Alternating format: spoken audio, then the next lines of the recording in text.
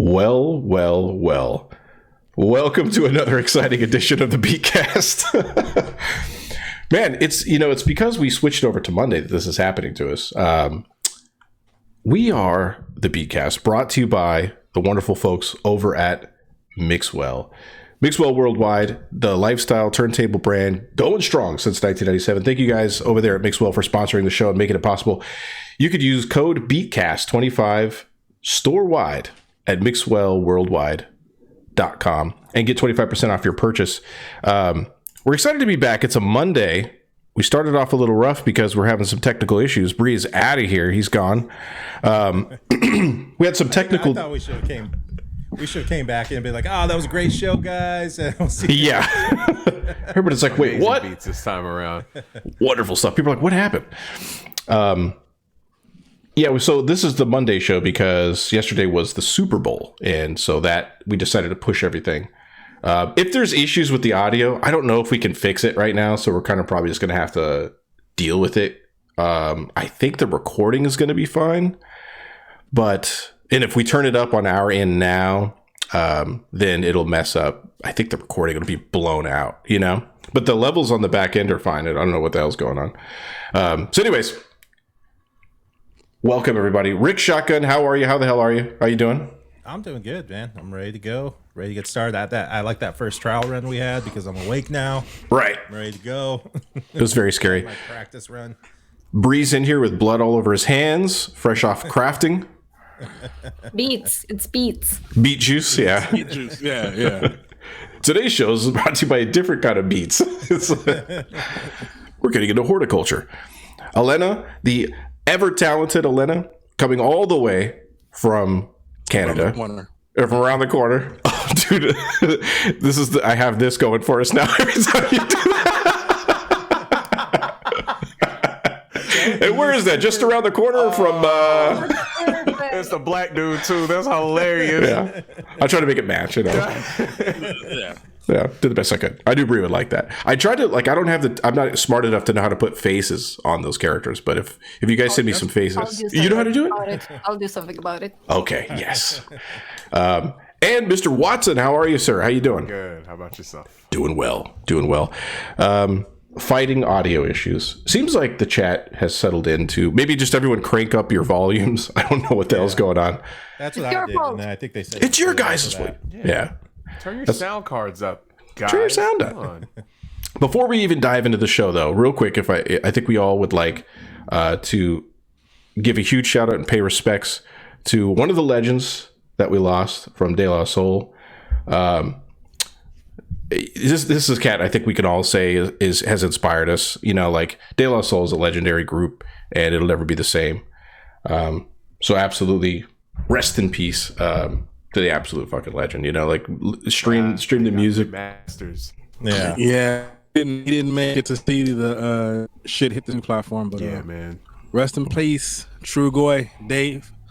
Yeah, man. This one definitely hits hard. I mean, pioneers right there. Yeah. Well, I think also too that I hate this so much. I want to put a glove on. One glove. Yeah. I think it hits home for us so much because De La Soul represented everything on the planet, and for myself, in hip hop, not just hip hop, but like the creative expression and not being typical and not being just like. And I don't mean typical in a way of like just like gangster rap or the thug image or the street image, but like being able to be individuals. And being able to be original in what you represent and what you put out, especially as a black kid coming out. So, 1991, 1989, I can remember. It just like clear as day. Like I wanted to hear that so bad, and it was just so different than everything that was around. Because Too Short had hit at the same time. Too Short and like I think a little like MC Hammer, and it was like it just showed you the beautiful side of hip hop because. If you look back to all those tours back then, those things represented all the things, the street guys, the neighborhood guy, the abstract person, they represented all those things in hip hop. So De La Soul really represents the foundation and sorely missed. Yeah. Very well said. Absolutely.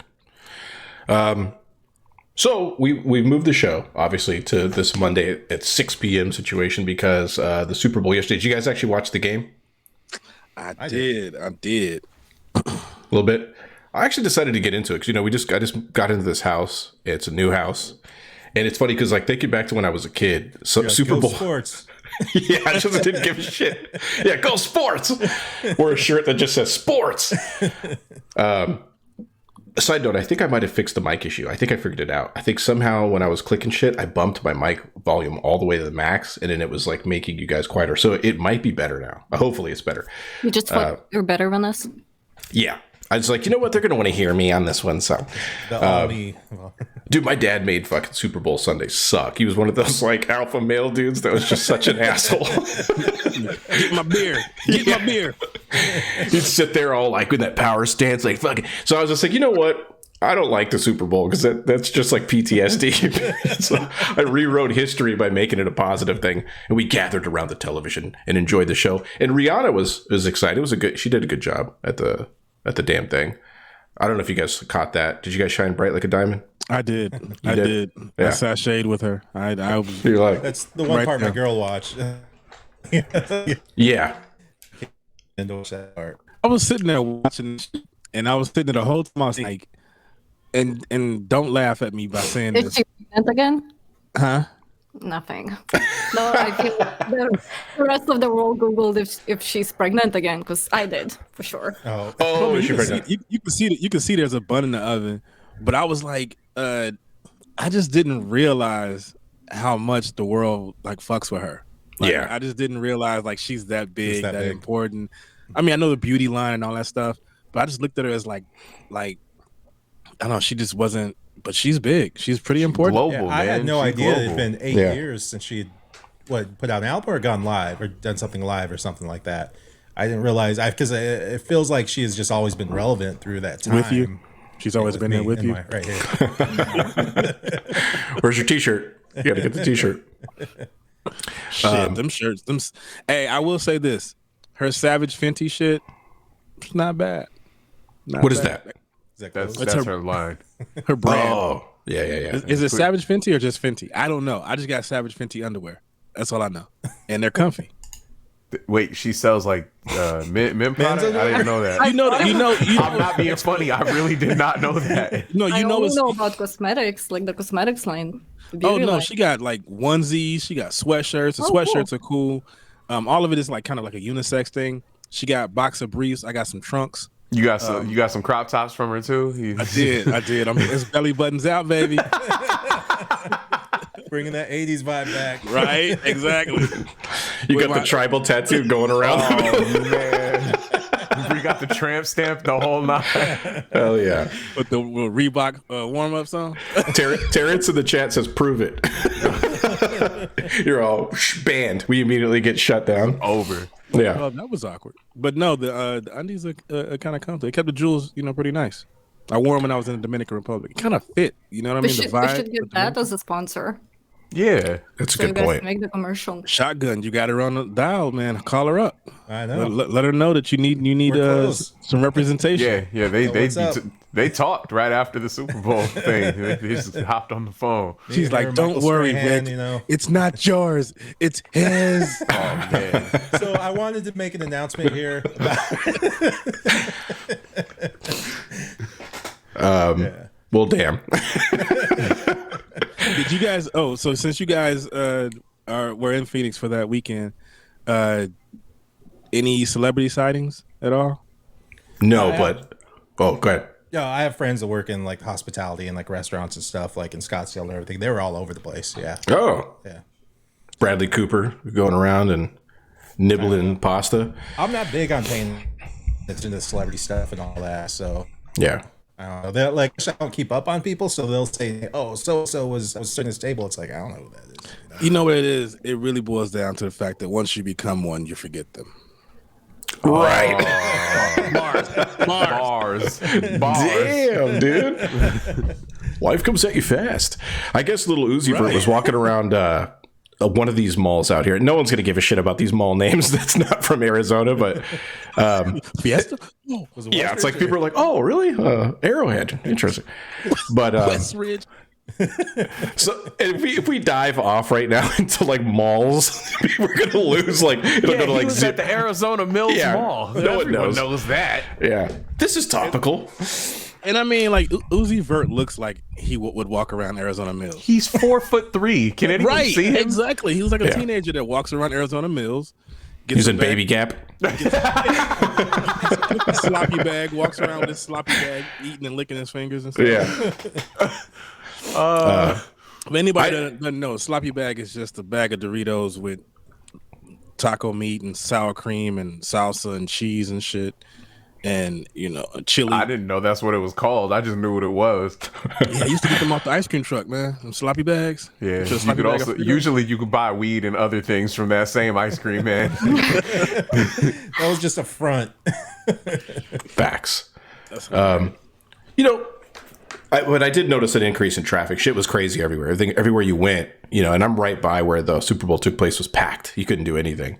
But you know what? Side note from all this bullshit. Have you guys noticed this crazy bullshit going on with the UAPs up in the sky all over the place? Yeah.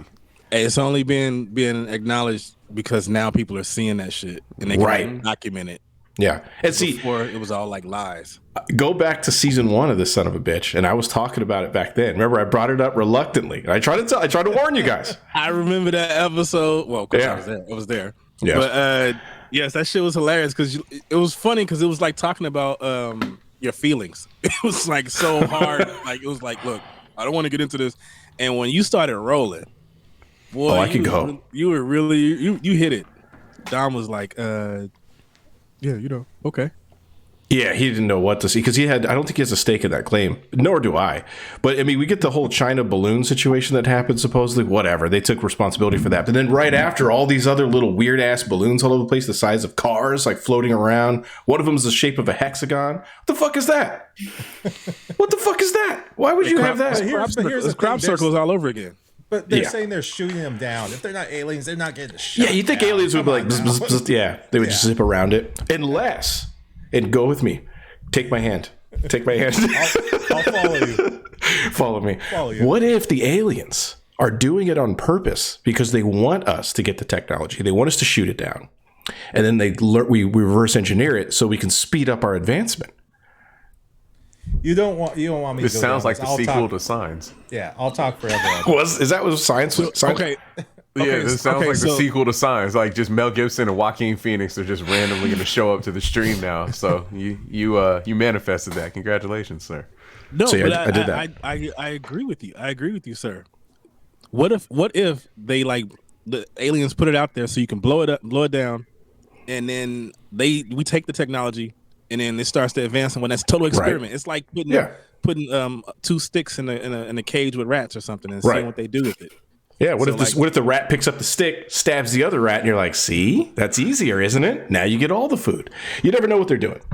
And they're sitting on their planet or place or wherever the fuck they are, and they got like a big screen up, and it's a screen for like 46 planets. Right. like look what we did. Yeah, with these floating hexagons all over the place. Yeah. Or South Park had it right, and we're just a reality show for the aliens. Oh, yeah. What's that show? What's that called? Harry Truman? What was it called? Oh, the Truman Show. The Truman Show. You know what? That's fun. I watched it. I did a deep dive watching that show and all of the mistakes that were happening in the show, and then it was like 20 minutes yesterday on Facebook. I'm never on Facebook, and I watched a Facebook video for 20 minutes. Oh, that's I thought you know. Yeah, I thought you interrupted. I thought you had something going on. I was like, and hard stop. There was a point being made. I was like watching that shit, and I was like, damn, Truman Show is so deep. Then I kept thinking, like, man, what if we're all like just sitting up? What if it's me? Or what if it's like, like I don't want to be entertaining people and shit. Like I have to dig in my nose, and I didn't want to do it and shit. And I'm like, fuck. Isn't that what we're doing now? Entertaining people, though? I'm entertained. Somebody said, who was it? I think it was Zilla. Was like, they said they're off the rails tonight, or whatever. Or Beatsmith off the rails tonight. Beatsmith Medor. Yeah, dude. But the UFO thing just tripped me out. It was just crazy to think, like, do I think it's aliens? Probably not. It's most likely some kind of weird advanced thing. But that whole alien shit is, what if it is? Because no one's saying it isn't yet. And even if it is aliens, they're not going to say. They're going to tell us. They're going to be like, oh, yeah, that was... they're going to call up China and be like, China, you're going to take the fall for this one. And they're going to be like, all right, we'll just say you guys do it too. They corroborate with each other, and then we never find out. I just, like, I don't know, like, what point would they have if there's so much more advanced than us to show up here? I get what you're saying about the, like, seeing what happens, but... I can tell you why. Go ahead, Shotgun. I was gonna say, if you look at it for the history, if they say that that it was aliens that helped make the pyramids and stuff like that, it could be the same thing now where they're trying to help us, but they can't do it on that level of because we're a little bit more advanced and want to show their cards yet, like they did back then. Like, go ahead. So look, we've all been to the bar, right? No. We've all been to a place to see the opposite sex. And we went to that place because we had desires, maybe needs that weren't getting met. And we get into that place, and the quality isn't as great as you want it to be. So essentially, the aliens want some humacy, is what you're telling me. That's what it is. That's just what. And they're looking at us, and it's not because they're above us, because they probably are, but they're looking at us like, easy kill. You gotta tell nobody about it. Just these little things with giant eyes are like, some of them have one hole and others have two. Like, is that what it is? I'm trying to figure out what you mean. Yes, I don't understand. Yes, it's a game and they're entertaining.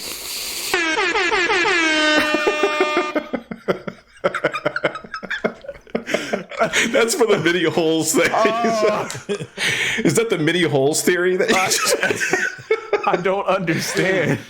Oh, shit. It makes perfect sense.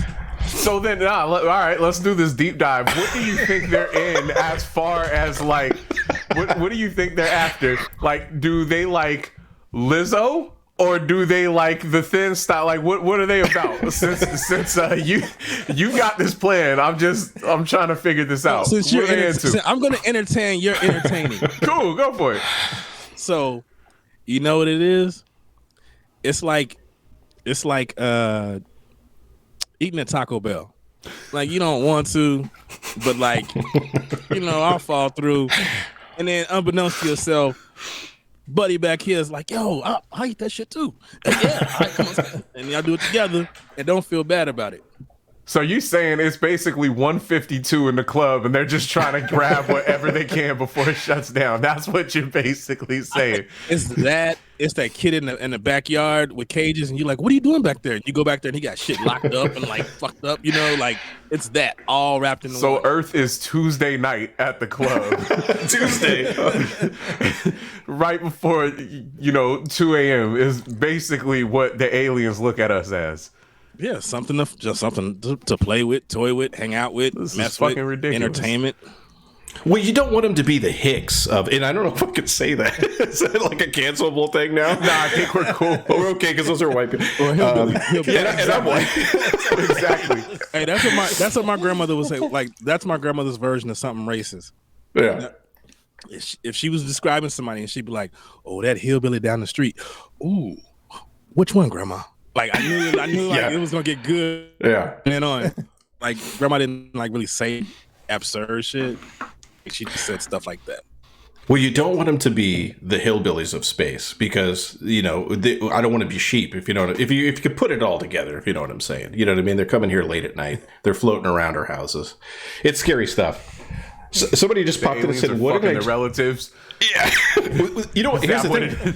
They're probably us from like a long time ago. They probably spiraled off this planet a bajillion years ago, went to some other galaxy, became highly advanced, and now they're back, and they drop off their little drones and they're like, how are the ants doing? And then they're going to, let's give them a boost. And they drop some technology knowing we're going to shoot it down. Because at some point we were them. You know what I mean? Right. So then real question for you, not fucking around. All right. Do you think that they're all little green people, or do you think that some of them maybe are, and then there's others that kind of look more like us maybe, or like a hybrid? What do you think? See, I can't say definitively that I believe. Here's the thing, because obviously all you can get is just people's reports of things, and it's whether or not you believe what they say. Some of it's pretty convincing. There's a documentary I watched recently that some shit that happened in Brazil that was super convincing.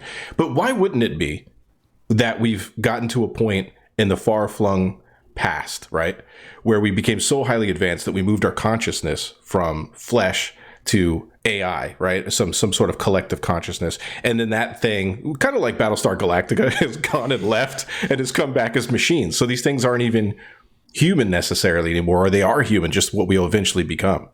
And let me go you one step further, and we can end it here if you guys want. What if that's all part of the process inside of some weird galactic nucleus inside of like the toenail of some giant that we don't understand? You know what I mean? Like all this could be some weird process of a cellular thing that we just exist within. Some kind of weird, nucleus kind of thing, right? You guys know how cells work. and you know why that makes sense? Because it's time to hear some beats. Wait, are we already at beat time? Is it time? We got 10 minutes. So just to let everyone watching know, we actually had some on-topic things to talk about. That's Whoops. There are some subjects. But I think, you are right. Everything could be bigger. It could be more. It could be like watching a lot of these sci-fi shows and like really embracing. I've really like embraced just the idea that we're not the whole thing of we're not alone, but just that like this isn't the only truth out there. Here's the thing too. If they're super advanced, imagine the music. You know what I'm saying? Like, imagine the way that they're making beats. Star Wars. I watch Star Wars, and it's like, it's a musicless universe if you think about it. You never see anybody in Star Wars. Well, there's the band in the cantina. I'm imagining an alien using an NPC, and that's just hilarious to me. Like thinking about that.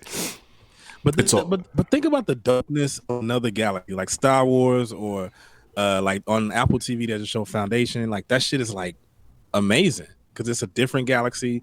Everyone talks and walks the same. They screw the same, but they're on spaceships and got laser guns and stuff like that. So they put their hardware in your software. Hey, maybe they're here to pick up Tatsumaki. See Tatsumaki in the chat. They're gonna take him back to planet Namek. Maybe that's it. They're all here for Tatsumaki. Could you imagine? It's your music that made them land. It was the remix that you did of. He's been sending signals. He's been sending signals, dude. Like, what if What about this? This is really good transition. So, what if like there's some like another galaxy, some alien kid who was like 8 years old, and he like was fucking with his computer, and he got this beat, and then like the shit started coming through, and he would hear it all the time, and like as he got older, he was trying to connect to it, and he heard it, and it helped embrace his life and whatnot. And he finally built a ship or something to connect to it, a portal or something like that. And he walked through, and it was Tatsumaki in his living room. This is quite literally and then he's like, "You're just doing that on an iPad?" Like he's just as amazed as we are. That's all this. This is just an advanced version of a creepypasta. That's all this is right here. But we can transition, man.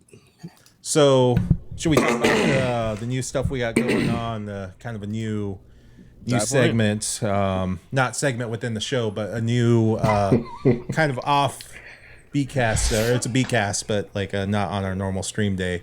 If a lot of you know Sam Drumlow, who's been submitting to us, dope producer, just like the rest of y'all. Sam Drumlow. Quick shout out. Sam Drumlow. I thought I said his name wrong or something. No.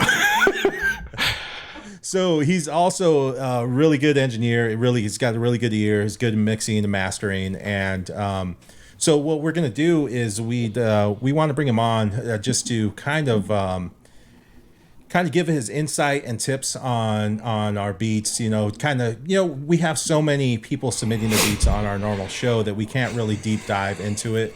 And so this is going to be something where we can actually like have someone kind of take apart and give some good criticism, some good constructive criticism for beats, and different things you could do to help with the mix or answer any questions, anything like that pertaining to actual, the whole mix down mastering process. So it'll be a hangout where you sit down with the guys, play some beats. Sam will give his advice. He'll break it down and whatnot, and also he does it as a service. So. Get a project you got working on.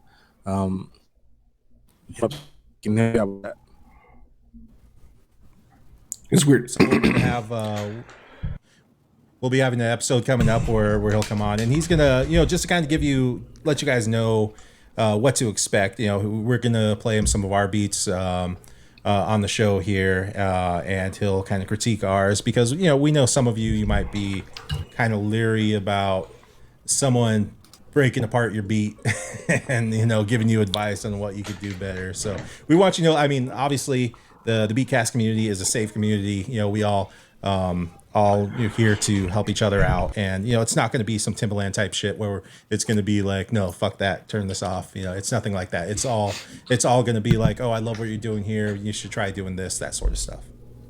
Yeah, we were chatting about this because he had reached out, and we ended up on a call. And me personally, the way I am, I'm like, fuck that, teach me something. You know what I mean? Like anything you have to offer, I want to know. And if there's something in it for me, great. If not, then whatever. You meet cool people. And he took one of my tracks, and just by listening to it quickly, was like, yeah, you know what? Maybe adjust this, blah blah blah. We went into a session, just loaded it up real quick, and then he had helped me with like my end piece of Ozone, right, using Isotope, and it really changed the beat. Like I guess the biggest compliment would be that I saved the changes, so I liked it. And the last beat I put out, there's some adjustments and stuff like that, but the dude's a smart guy, so a lot to learn. I think it'll be a cool addition to have that on the off Sundays, in between. It'd be cool to fucking hang out, listen to some music. Yeah, so that is the schedule. We'll be hitting you guys on the off Sundays. The off week, we'll have more programming for you, and it'll be just as interactive, or maybe a little bit more interactive. We're still figuring out times for each beat that we can dedicate to it, so that we can make sure that everybody gets a chance to interact and get their opportunity to grow a little bit if they want to in this space. But yeah, it's just workshopping and mixing sounds and beats and and it'll grow as the weeks go on and change. We might find that some things need to be changed, how the format of that show, that particular show, that sort of thing too. So real quick, want to interject, want to give a huge shout out to these cats who are making the show possible, to sponsoring us personally, directly through our Patreon. So Beatsmith Mador, Messy Goods, Tigri, Disgraceland, RC Peters, Prot, and Pablo Station. And I do believe all of which, if you just throw at and like look these up, I think that's their actual IG names, or you could just search IG for those and you'll find them if you don't already have them. Thank you guys for doing so. If you guys want to sponsor us through our Patreon directly, it's kind of like a peer-to-peer thing directly. You can do that through patreon.com / the Beatcast, and we do appreciate that. There's different tiers that you can do, especially if you own a business or you have an album coming out. There's a top tier that you could do that you can promote your record or whatever you have, and we'll put that directly into the show, as well as like your graphics and all that. So thank you for doing that. We appreciate that. Yeah. So, speaking of which, Beatsmith Door, he went live on Instagram the other day. Was playing around with the sample pack. It was really cool to hear that. Oh yeah, that's right. Yeah. He's doing a show too, a radio show with a cat out here, Joey Bags. I tuned in. It was actually really cool. Quick plug. I think they confirmed it. I was supposed to be on that on the 17th, but I'll put it up on my IG. So if that does end up working out, and if not, I lied. No big deal. Still check out their show. You're just putting yourself on the show. Yeah, I just invited myself on the show right now. I think I just booked it. It's supposed to be on the Joe Rogan podcast coming up here soon. So right. Just watch out for that. But if you don't I'm also going to be on that because he's been a hater, he's just being a jerk. So no big deal. Super Bowl and UFOs aside, anything else exciting happen out there you guys wanted to chit chat about before we dive into these beats? Or did we cover it? Did we do it? There is one. We got it all covered. Did we got it? There's one question that we got from the community, but we could save it. Or do you guys want me to bust it out real quick? Yeah, let's bring it up. We have a little bit of time. This is from Double O Dancer. We're saying, hey, I was watching a documentary on sampling, and I noticed a lot of the musicians from older generations don't agree with the approach of sampling music. What's your take on that? Also, what's your take on musicians using AI technology to assist with the music creating process? Double O Dancer. So what do they mean when they say it's like the sampling wise? I assume by sampling whatever. I assume it's kind of the conversation that we had talked about the last time, where you were saying you don't like to sample something past like 1995 because you feel weird about it. Okay. Things like that, like someone that doesn't like to take something newer and kind of go from that. But I think that if you make something dope from it, then it's dope. It's kind of like I'm sample snitching, the Stereolab sample that Dilla used for "Show Me What You Got" for Busta Rhymes, like, and then that turned into the remake of "The Message" with Madlib. So that right there, that Stereolab song came out in '98 or '99, and then the same year is when that that beat came out. So shit like that, I think it's, you can make something dope out of something recent. The Recipe with Kendrick Lamar from oh my God, why am I forgetting the producer? Dr. Dre. Dr. Dre didn't make that shit. We're not gonna get into that. He didn't make that shit. Anyway, what's his name? The dude that made "I Wanna Rock Right Now." Anyway, so Rob Bass? I'm sorry. Yeah, Rob that's Bass? what I'm thinking. No, the "I Wanna Rock Right Now" for Snoop Dogg. I So think of the goddamn Battle producers. Cat. Nah, Ellie. that's, I want to rock. What that is? Not I think he's Kid Ice's son. I cannot think of his goddamn name right now. Scoop DeVille says Dr. Thank Espresso. you, dope ass Scoop producer. Thank you. So Scoop DeVille, when he made The Recipe, that song that they sampled for that was a pretty recent track that had come out within like a year or two of that release. So I don't know. Like, I think if something is dope, then the end product is the most important thing. So if you find something that's kind of recent and you go with that, I don't really think that there's an issue. But I know that a lot of other people, they have an issue with like the way that you find it. For example, you got people that like pull shit from YouTube. You know what I mean? That was a big thing, like a decade or so ago. Yeah, that was a while. And then there's some people that I've seen, they'll shit on something like Tracklib because they're like, you're not digging, you just go somewhere and you find it. My thing is, if you're making a dope result, out of something, then it doesn't matter. At the end of the day, people care about the end result. It's the same reason that like I'll say the shit that I do about Dr. Dre, but people don't give a fuck about the process about that. They care about the end result. So they don't. Only me and Prat were having a conversation about this. Only like the nerds will care about like, well, he didn't actually produce this or not. They don't give a shit. They just want the end result. I think when you look at generationally, you're gonna always have the better. That's gonna always happen no matter what the generation is. It could be guys who rode bikes in the 60s versus guys who rode bikes in the 80s. It could be people who photographers. When digital hit, I was still shooting film when digital hit, and when that hit, it was like a lot of traditional cats was like, I can't get the same this and same that, but it all boils down to this: either embrace technology or technology will embrace you, and you don't want that hug. So See, here's my You don't want that hug. I don't see a problem with people, wherever they get their samples from, whether it's Tracklib or YouTube, whatever. But I think they're doing themselves a disservice by not.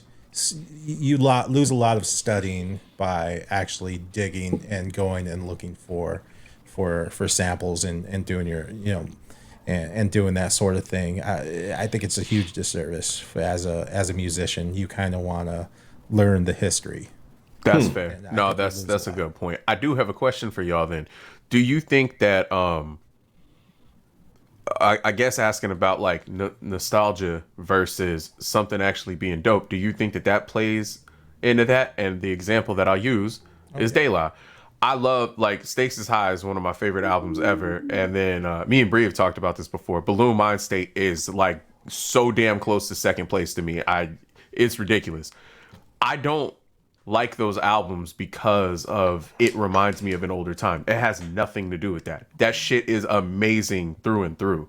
So do you think that plays a role, basically? Do you think that has some sort of impact on it? Oh, of course. Because I mean, like, if you were around, like, Alan worked in the mall. So Alan worked in the mall. Alan can look out in the mall and he can tell you, go to your memory, Alan, of what was everybody dressed like, and then who was the artist. You know what I mean? So like, of the time. Like the artist Yeah. of the time. yeah, so like that'll match, and it'll make it make sense. So like at some point in time, everybody looked like Saint Lunatics. At one Yeah, point in time, yeah. everybody looked like Wu-Tang Clan. Everybody wanted to be Biggie and Bad Boy. No, I get that, but I think clothing is slightly different than music because I won't But you gotta think it's also not like just a tied clothing. together. Is that what you're Yeah, saying? yeah, it's tied to get this identity. Because when I think of if you say G Funk, I think of Dickie suit, Chucks, 6'4s, Ben West Davis. Coast, Ben Davis. Yes, G Funk was just West Coast all the way around. Interstate jeans. Yeah, right. Yep. You say boom bap, I'm thinking of Evil D. I'm thinking of Premier. I'm thinking of the jazzier sounds going Diggable Planets for that matter. Like and I'm thinking of the identity. So when you think of when you say Erykah Badu, you think of all the chicks Head wraps with and, head yeah. wraps and onks and incense and that whole, it's all relative. And like what we were just talking about, De La Soul. De La Soul didn't just represent hip hop; they represent a generation, Right. a time, a moment, all those things, and they stayed modern. So I hope that answers like that. It's completely related to what you wear. Because I think it definitely. I look like a dad now. I listen to dad hip hop, so I like dress like a dad. I don't dress like I did when I was like 20. But the reason that I was saying that is, I think I've talked about this before. When I was I'm 30, so I'm sort of old, but whatever. Anyway, like when I was in 6th grade, I was listening to Brand Nubian religiously. But that particular album that I was listening to, it wasn't nostalgic because it wasn't something that like I grew up listening to. It was some shit that my dad had recently purchased, and I just happened to take it and I would listen to it like when I would fucking take the bus or whatever. But it wasn't a nostalgic thing. I thought it was dope, and I didn't really care for like the Saint Lunatic style music around that time. That just wasn't me. So, But it's still sentimental, you know what I'm saying? Like it's not like you heard the song on the radio and you were like, oh, I love it. Like you mentioned, you're like your dad was listening to it, so it still had some But- sort. when I had taken that album, I took it before we got around to listening to it together, if that makes any sense. Like he had just bought it. It was one of the ones that he didn't have in his rotation, so I took it. Now, something like Lab Cab in California, I listen to that shit constantly with my dad, so that 100% I agree with. That is like a nostalgic thing. I associate that with him. But as far as like, again, the Brand Nubian album, that wasn't the case. That was just some shit I truly enjoyed listening to that I had no association with from previous. So that's why I was saying, like, I definitely think that like some of it can be like a nostalgic thing, but then you can also just enjoy something for like that is older. The You know what I quality mean? of it. Right, the quality of it. Thank you. But like circling back towards the AI part of it, I think, yeah, if you in all forms of media development, you're just gonna, even like with Photoshop, like in photography and stuff like that, like as technology advances, you just kind of adapt and use it. And some people make their whole shtick about not adapting and using it. Same thing with beat production. Some people are like, no, I don't use any DAWs. I'm all on machines and shit like this. And then some people are completely, remember that whole phase too where people were like really adamant about staying analog and not going digital? That was like a huge thing. Yeah. Bobby Digital, It was a very, very interesting time period to go to somebody's studio, and it's like, so I can't put the disc in. right. I knew people had reel-to-reel machines and shit too, like, and actually used them, like cut and splice tape, and like, rest in peace, Ruski. He could do that. And so, yeah, man, there's a lot of things with that, and I think it gets down to personal preference. But it always comes back, and I brought this up on the show before, to that meme where that person was like going on like trying to keep it real, and it was like a meme about how people were shitting on them. Remember, it ends up they're like, now I was spending all the time like attending to the animals because they were starting to make drums out of like animal skins. They're like, I have no time to make music and shit. To try to keep it real is kind of a foolish. I remember too, especially with the DJ scene with Serato coming around. That was huge, man. Like I've never felt it more. That was a huge argument. And then when Jazzy Jeff stood up and said, "Look, man, I'm old. I got three albums. I mean, three crates of records or whatever right here in this disc. I don't need to do this. Yeah. I got 12 in my bag, and you carry just 2 or 3 hard drives. Yeah, because carrying around crates of records is insane, but it is insane. Yeah. Yeah, but I mean, the it just Serato thing that was a bigger deal than beat wise, right? You know, going from analog to digital. Because then you have people who have like a record that's like there might be 7 of these records left, you know. But as soon as you put that one record on in a digital format and distribute it everywhere, now everyone's got it, so no one cares that you have the vinyl. And I get that was such a cutting thing for collectors, especially who could come and play this. You know, you would go to a DJ to hear them play their collection of records because you're like, I'm not going to hear these records anywhere else. And like Z Trip and shit like that. You know, you're like, holy shit, this guy's got it. Yeah. Back in the day, the bomb shelter dudes, like you can go to that shit and it'll be like, where are they getting all this stuff? And it was because, but that also lends to, not being able to find everything everywhere. Mm-hmm. And, you know, now we're in a place where it's a microwave society. Everything is everywhere. You don't have to go far for anything. You know, it was cool to be able to come back to Chicago and go shopping, school shopping.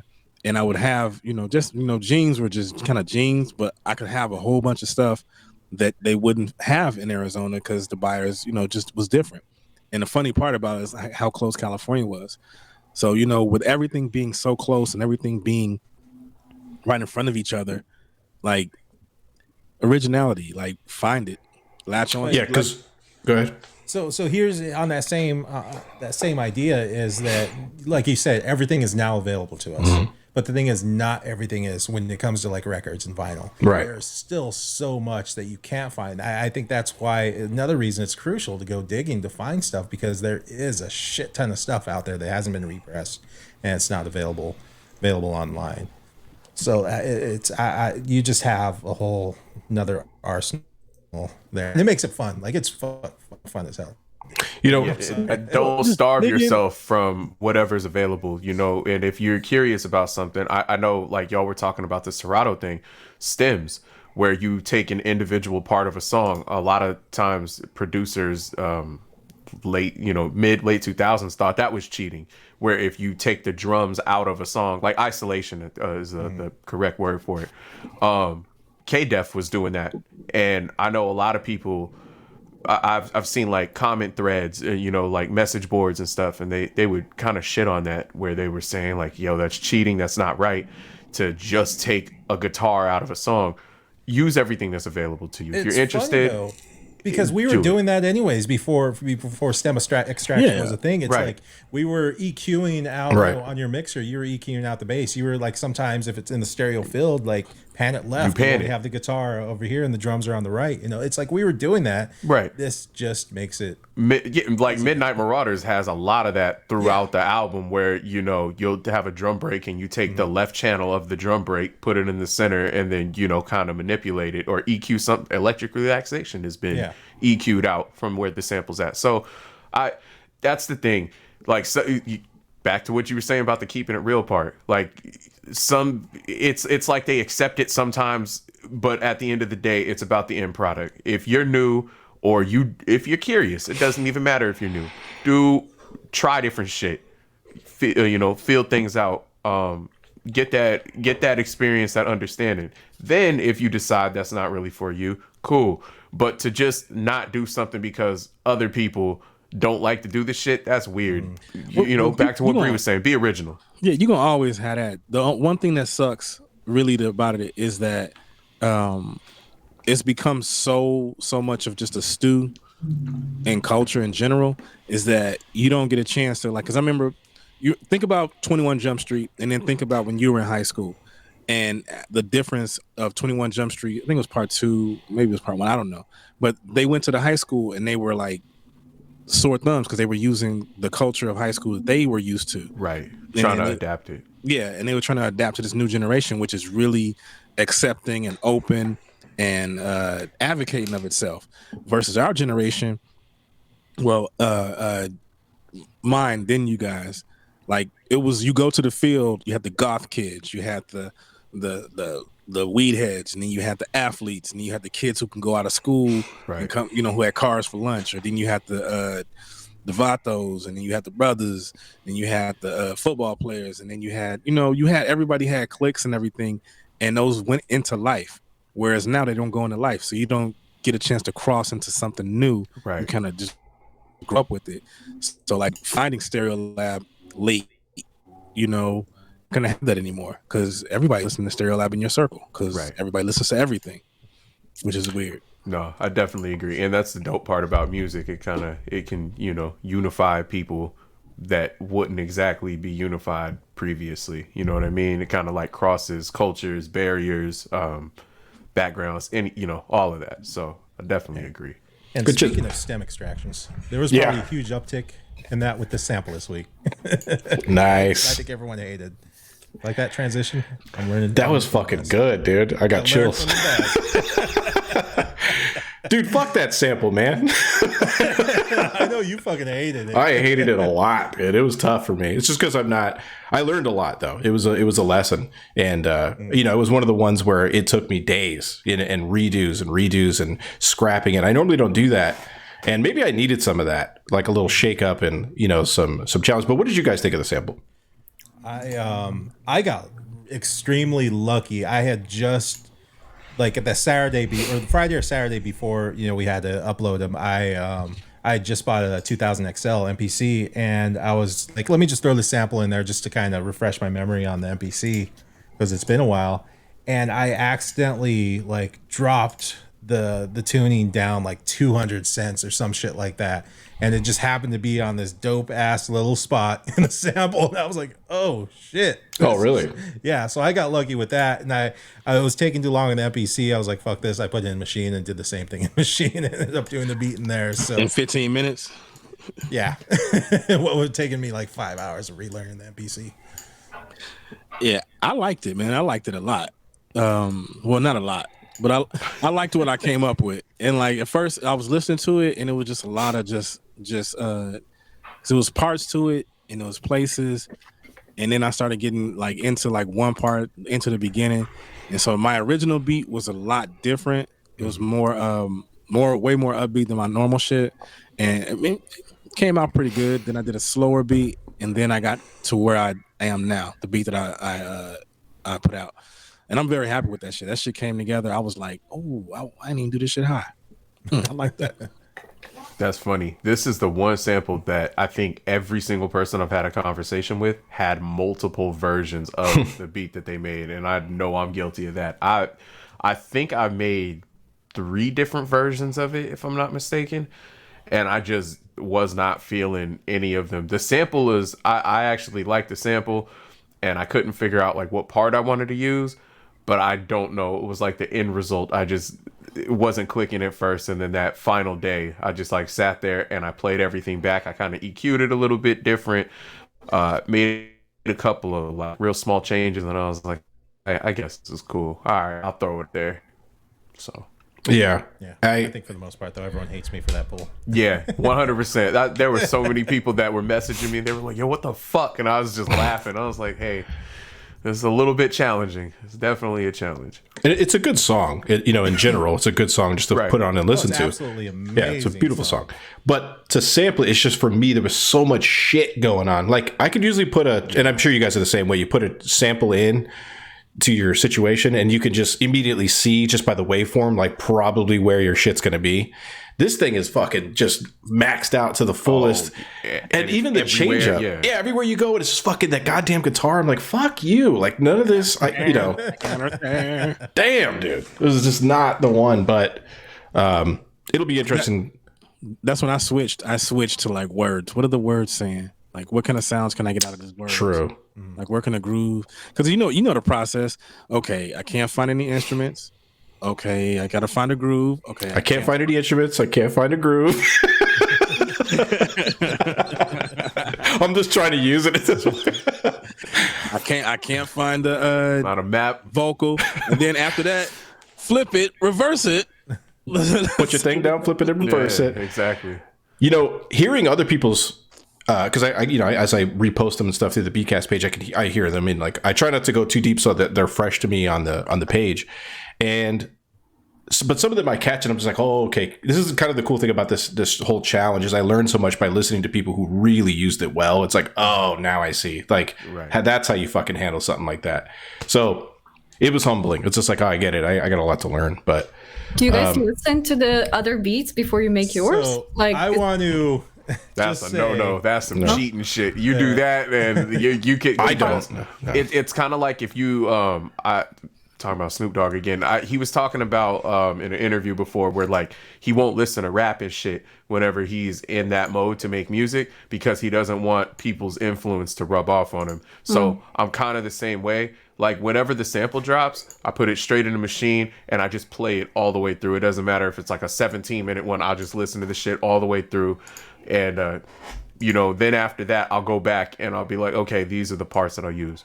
But as far as that, nah, I don't do that shit at all. As a matter of fact, I stay off my phone because I know if I go on, it'll just what be if me you seeing. just can't figure out what to do? Like, don't you look for inspiration, That's a good question, though. Yeah, Like, that's what do you a very do? Me as an artist, Guys, like sometimes I get those, like moments where I can't think of how to do stuff, and I'm just like, well, I just have to go and check other people's I ideas, walk which away is for a not, while. You know Same. what it is? Same.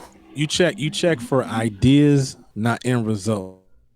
exactly, yeah. So you Like, still kind wanna of hear- see it, but you don't use it the same way, like you still make it your own. See, I go listen to jazz, and particularly I listen to really mundane coffee table jazz, like really coffee shop, 2:00 in the morning, cigarette smoke. I listen to that shit, and the space that it creates in my thought process allows me to think about the beat or think about beats in general and like what sounds I can put in and like fill it up and stuff. Then I come back to it because if I listen to hip hop or if I listen to anything with a beat that's like not like opposite of what I'm working on, it just clouds it. So I do go for inspiration, but I go to not the other guys and what they're doing. I mean, I may like hit up somebody and be like, hey, are you having problems with this? Or are you working on this? Or like, how's your shit coming together? But not sharing ideas and like, but just generally talking about it. I'm with RTC.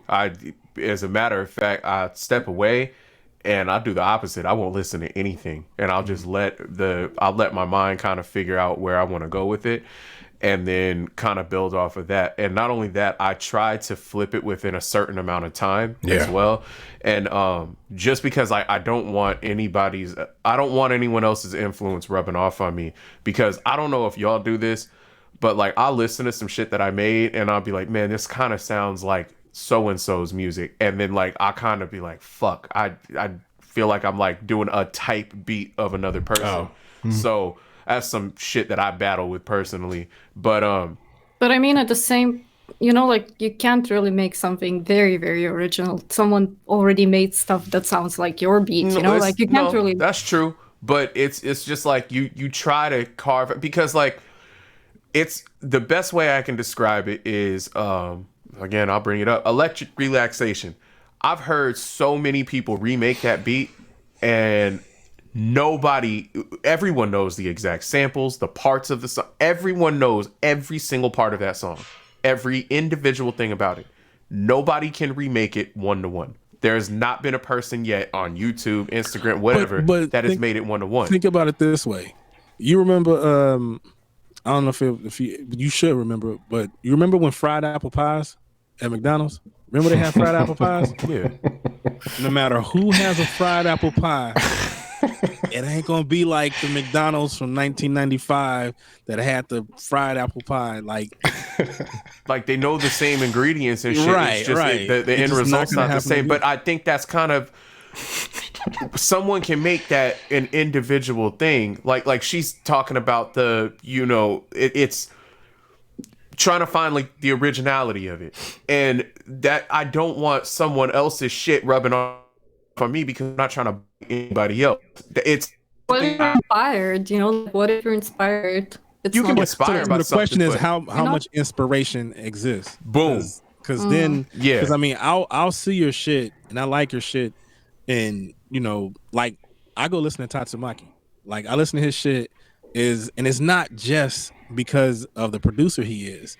It's because he's a friend, and like I feel my friendship through his music. So Right. like when I'm hearing his shit, I'm feeling his energy, and that energy is my inspiration. So are you saying you would be able to make exactly the same thing if you kept on listening to it and like looking for inspiration? Is that Because I'm that damn good. Yeah.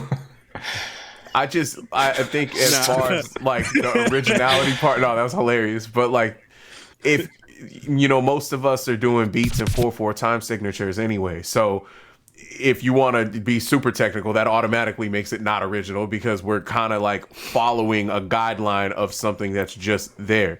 But I try my best to make sure that I'm not sounding like anyone else and my shit stands out from other people.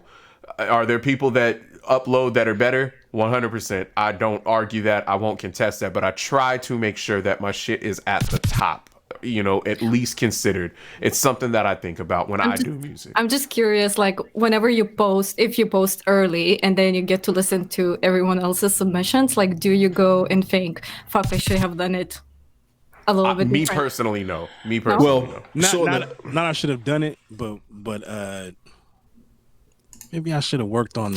Yeah, like, and I'm sorry, but I'm just asking questions that like I have no idea because I've never, did any of that. But it's just very, very interesting. See, what I do to that point, I don't think about it from the music's point. I think about it from the fucking video point. Like, goddamn, these videos are better than mine. They're more interesting than mine.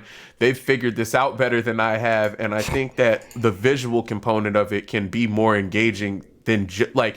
The music obviously is a component, but the video aspect of it can make it even more engaging. And I think that's a lot of times where me personally, looking at myself, that's where I think that I kind of fall short because I need to break it, but I have a routine and I need to fucking get out of that routine. But I see y'all upload with videos, and especially the people that put the music out, some of their videos are mind blowing. Like, even if something doesn't sound super interesting, the engagement of the video alone can help out with that. So I think that that's also a big component. So that is where I personally will be like, God damn, I wish I would have done something like that. But music wise, nah, I try my absolute best to stray away from that. But that's just me. Obviously I get the submissions on the back end through this complicated ass thing that our web developer created. So I could go in and listen.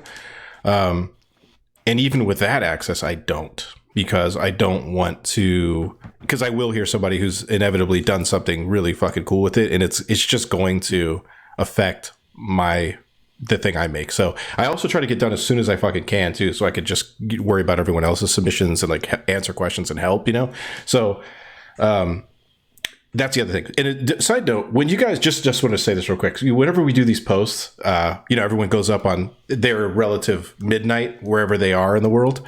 I'll repost them on the Beatcast page, but you might notice, like, I'll go in, I save it, I repost it, I'll like it, but I don't drop a comment or anything from the Beatcast just because it's already like a massive undertaking, and I don't want to miss someone. See, my biggest fear from being on the back end of the IG page is I don't want to like highlight one person. I just want it to all be equal, from the IG page, Yeah. And then it's hard for me from my personal page to then circle back around double time, and then hit everyone again, So just saying that as like if you ever wonder why isn't Alan in my fucking comments? It's because I'm fucking doing the IG page. Or you do what I do. What's that? Where I won't listen to anyone's before. Like I'll share, as you guys know, I shared my stories and I'll comment and I'll like. My go-to is just the 3 flames, and you get 3 flames. Yeah, called me out. There's Shogun with the 3 flames. Yeah. See, and that's my fear too. I don't want anyone to be like, you're being disingenuous. It's like, no, it's not. It's because I know obviously that's going to help engagement. That's why I put those on. But I'll save all of my critiques for the show. You to be honest, like you always reshare. Yeah, you always reshare the stories of something. So that's not like you're being ignorant just by putting some flames. Yeah. Right. Also, like for me, I from the seasons previous, last season was the first time I actually listened to beats. So I'll like your shit, and like it, but I wasn't listening because I wanted to hear it all original on the first day and not be exhausted by it. Because we're all using the same sample, and that can oh sure create some fatigue. So, but yeah, like that going that route of not hearing anything like. Sunday and Monday, I don't listen to I'm not on my phone that much those days anyway because I got shit going on. But dude, I avoid it. I don't want to hear nothing. I'm not the process before. You know, Well, all I know is mine. I think it's about that time for us to get into some beats. Dude, this is a great conversation this week. We went off the fucking rails. We got, some weird shit going on there. Side note, Tigri makes a great point. Make sure to use the hashtag. So RTC and Elena both brought up a great point. And when RTC said it the first time, I was like, that will never work. Yeah. Then Elena says it, and it's like, that's a good idea. So we should use the hashtag. So it's TBC and then S, whatever season, at E, whatever episode. TBC S3 E3. Yeah, let's just explain, because when the stories expire, we're not able to find your beats. If we want to go and listen to all the submissions, it would be just easier for all of us to engage and support each other if we just all there in one place. Yeah, so for example, too, and I'll put it here, S3 E3. So it would look something like that. So every time you just do that, next one would be S3 E4, S3 E5, and so on and so forth. And yeah, still do the @ thing too, because that helps me find you as well. Instagram's a weird animal, though. It used to be really easy to find everybody, but it just doesn't fucking do it the way it used to anymore. So whatever. Still remember to upload to the website. Don't do what I did and put it on Instagram. Yeah, you and Bree. And I'm sitting here opening my browser right into the stream, trying to like get it and shit. It's fucking a nightmare. Thanks, guys. I told you before the show, though. You did. You waited until during the show. I did. Yeah, my bad. I was sitting up, and these fucking balloons were going across the. Oh yeah. Over like Lake Huron. Shooting down balloons, weather balloons. Yeah. Quick thank you to whoever subbed. They gifted 5 subs. So Subnet, you have a subscription. Noctimus Prime, Cinco, Jakova Beats. I said it's Jakova Beats. I am so sorry. Jakova Beats, dude. I'm glad fucking. Are you here? I apologize. Jakova Beats and. I don't think he's there. Okay. It's very early. And Rolly One, thank you. Also Austria. Enjoy. And where is that? They're all in Austria. That's right around the corner. All right, you guys ready to get into some beats? This was we talked for an hour. We did it. Yeah. All right, let's get into it. The Beatcast is brought to you in part by Mixwell Worldwide, the turntable and lifestyle brand going strong since 1997. Patreon. Our patrons directly support the Beatcast. Choose a tier that works best for you and receive items like merch, exclusive sample packs, as well as a direct shout out in our live shows. Patreon.com/The Beatcast. Picking up some new equipment? A portion of anything you purchase through our Zounds affiliate link, located on our website at thebeatcast.com, will directly go to support the Beatcast project. 1 a.m. The Beatcast Sample Pack Volume 1 is available now on our Patreon.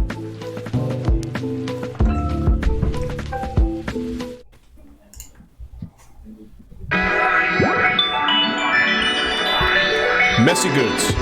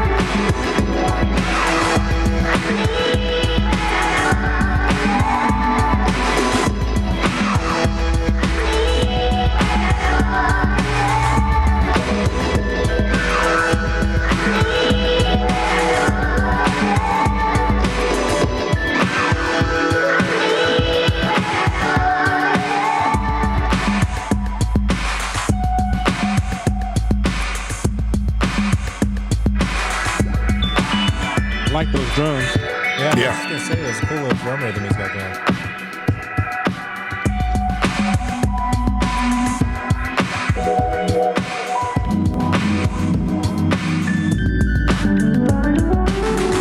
Ooh, that's tight.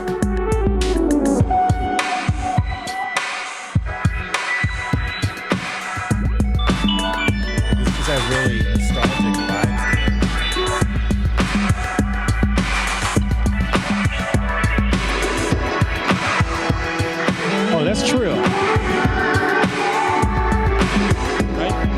It does look like Trill.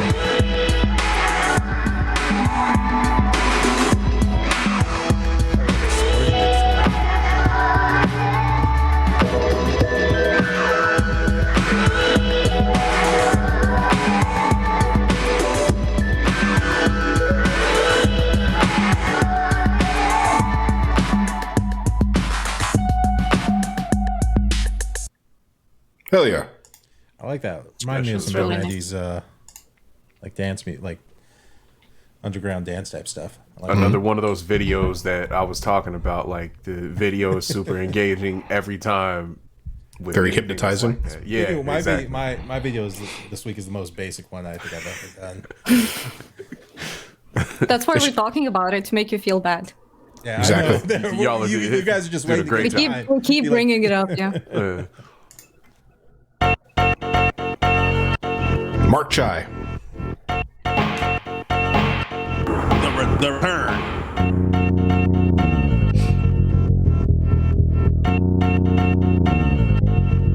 some killer bass.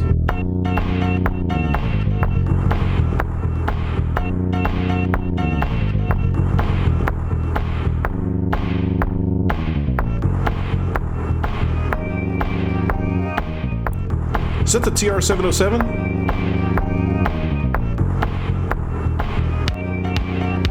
I think that is the TR-707.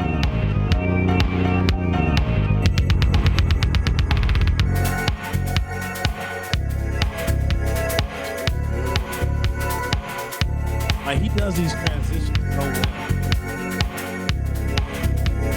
Oh, he sold it.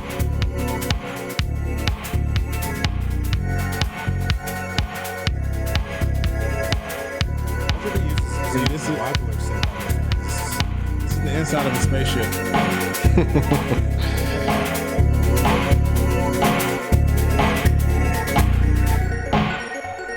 That's actually what would be playing in those balloons that are overhead. Yeah. Put your ear out closely. That's what plays.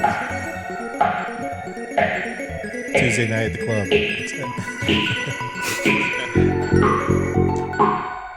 Nice, Mark. That was dope. Love it. Yeah, that was hella dope. Kaka. Good shit. Scalezi.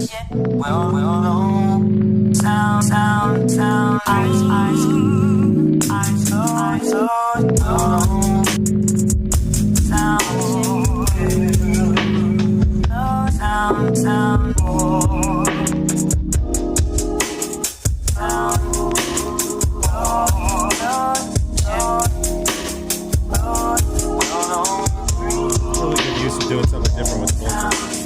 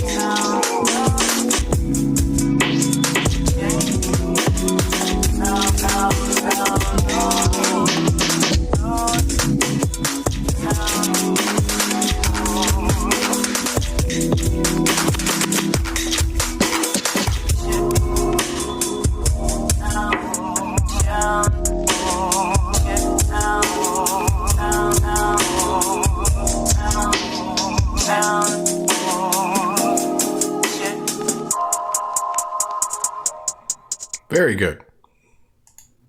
The key changes. That shit was dope. And it just kept shifting. That was dope as hell. Yeah, man. Bunch of little things going on with that one. I really dig the stuff he did with the vocal piece of it too, to like kind of stretch that out across everything. It was cool. Very good shit. This is Zilla, yeah. Zilla Beats. I watched the video. I was like, this is kind of inspirational.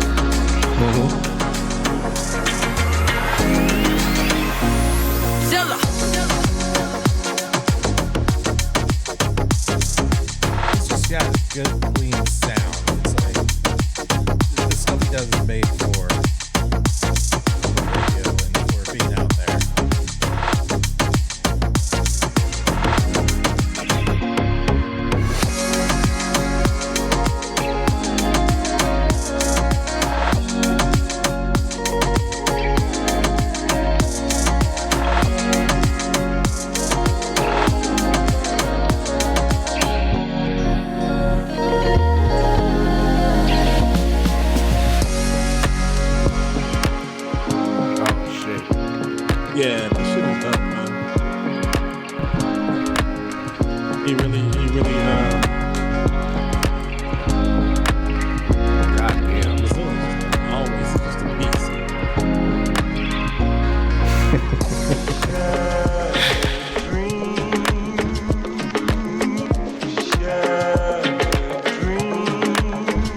That's dope, man.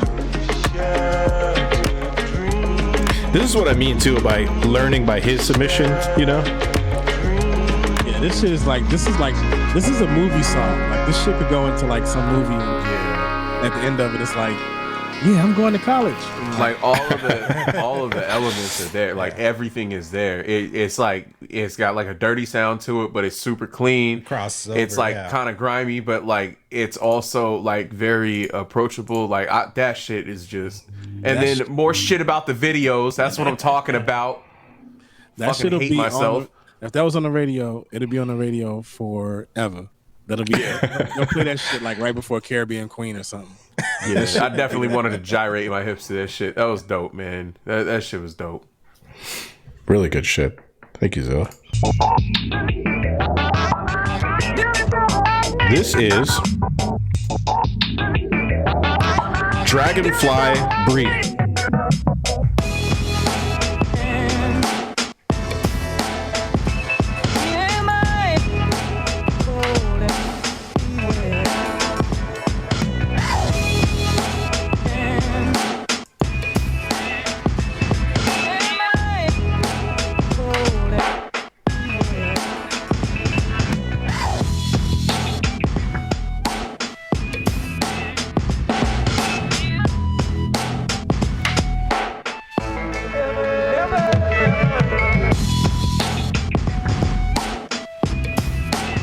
Nice space. It's cool.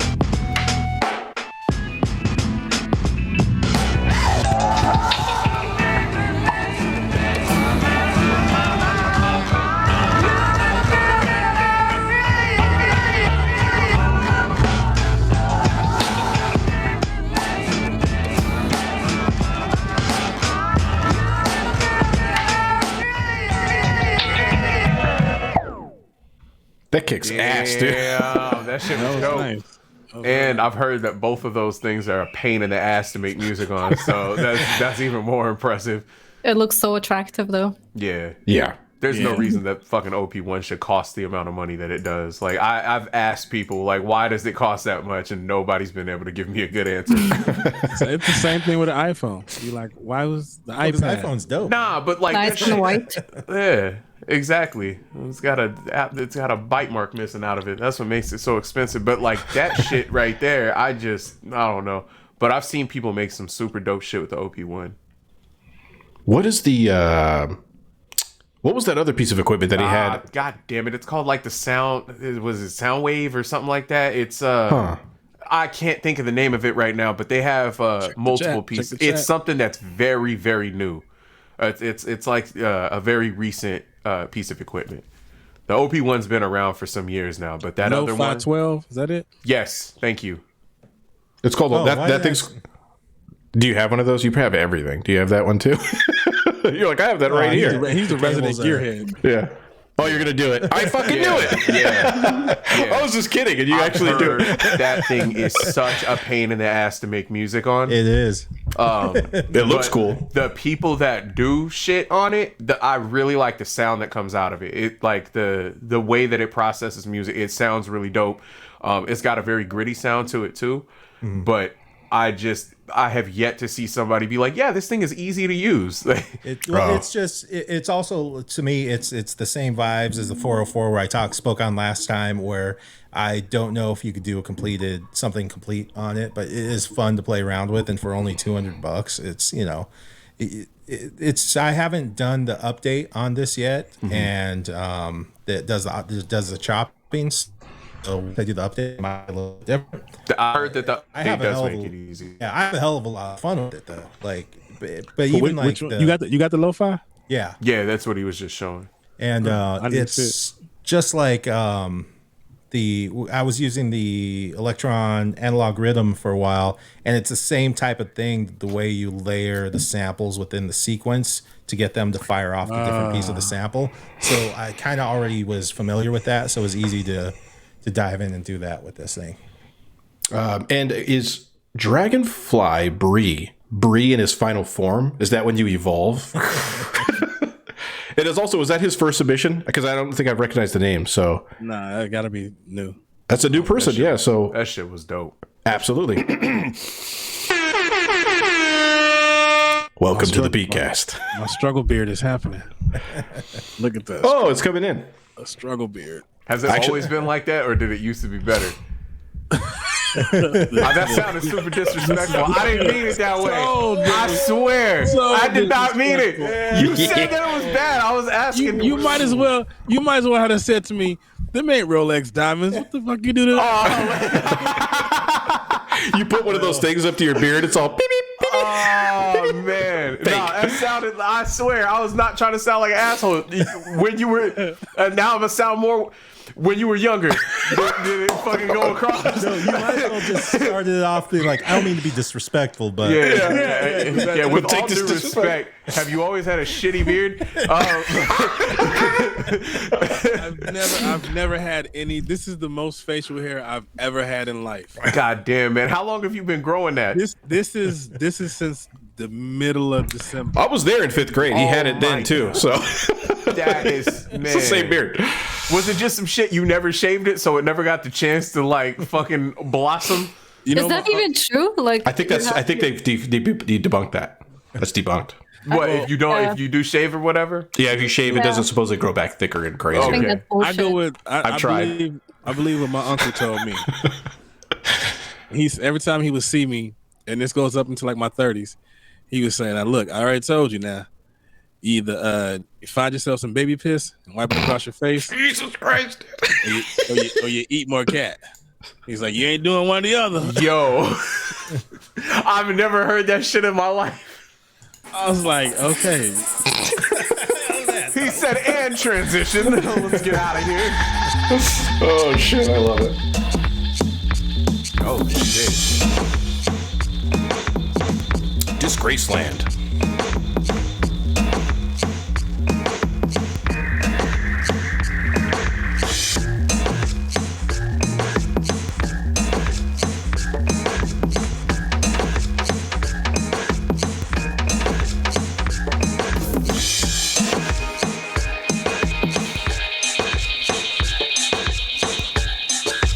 There you go. He's like, "Oh." Ciranda, cirandinha, vamos todos andar.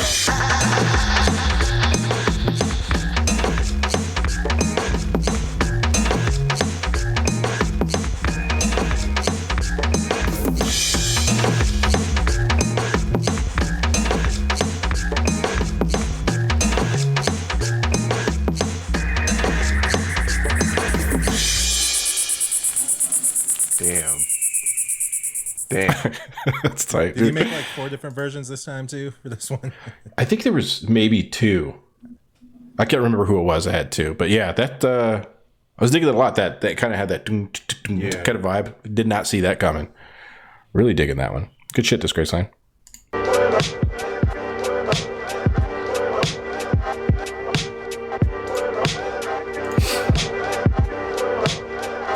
This is Ant Architecture.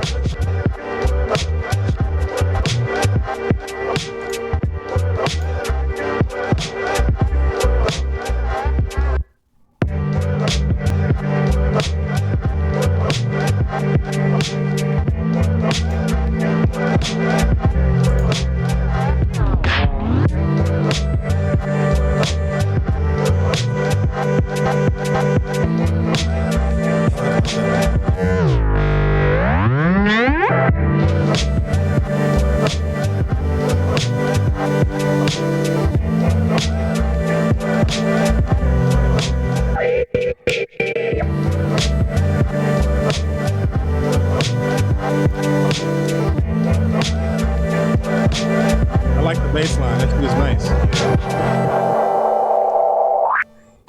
That shit was dope. That's cool. He's so good. It was And like he does a lot of cool shit on TikTok as well. If you haven't followed him, Oh, is it under the same moniker? yeah, At Antica. Okay, we have to check him out. I don't think we've seen him bust out Koala in a while. I know. I was about to say I haven't seen him. He's usually been on the NPC. I feel like every time I see Koala pop up on the stream, I should go into the Remy impression. Like whenever we see it, okay, Koala Gang, let's go for more. Let's go. Next up, Ant Architecture. so adorable. I love that guy.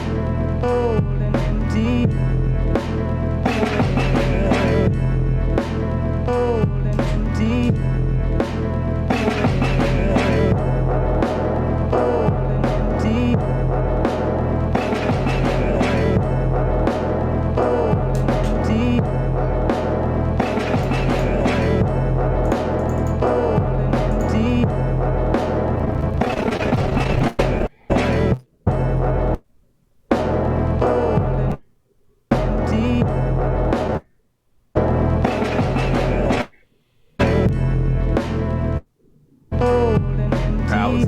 for you too. Yeah.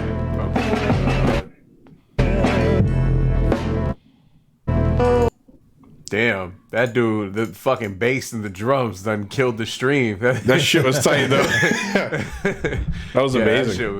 Shit was strong.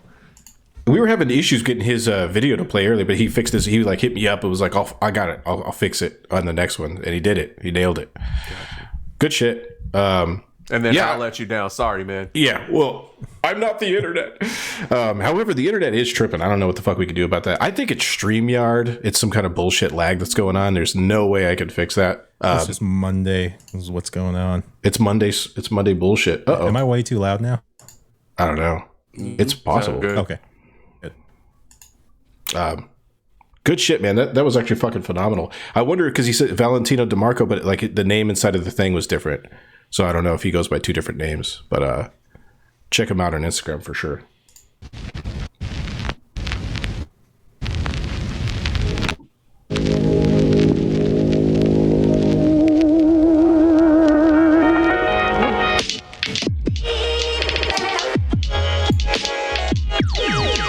This is Ashram Beats. When you rich, you fly your jewels into Zurich. The coke like grapes, how you stepping on it?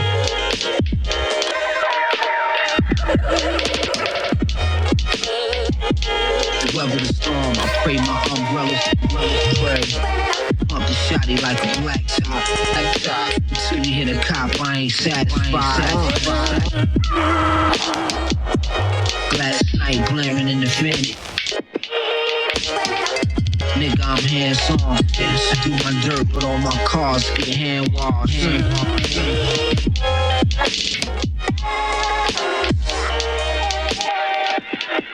There's nothing to fear but fear alone. I can move to any hood and feel at home.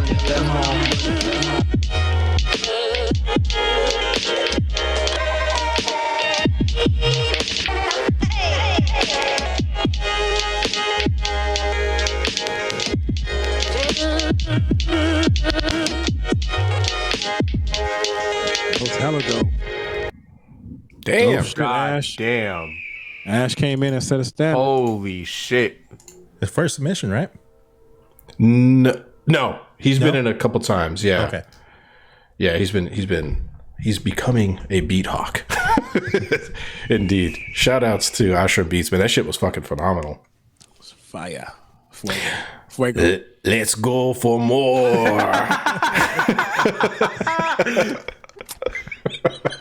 It just sounds like what's that movie with the vampires? Tigre, yep.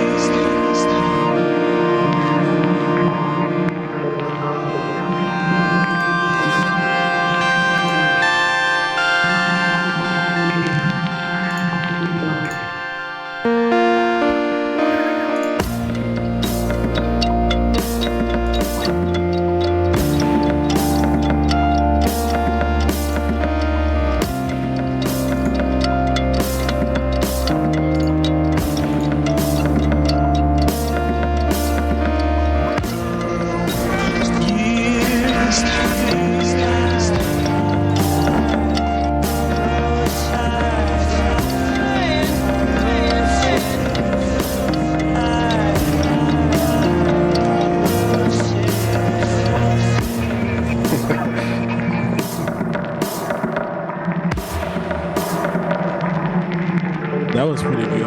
That shit. I was not expecting where that went. That shit was love that. amazing. Yeah. And you know, it was like some that was some movie shit. That's movie shit in itself.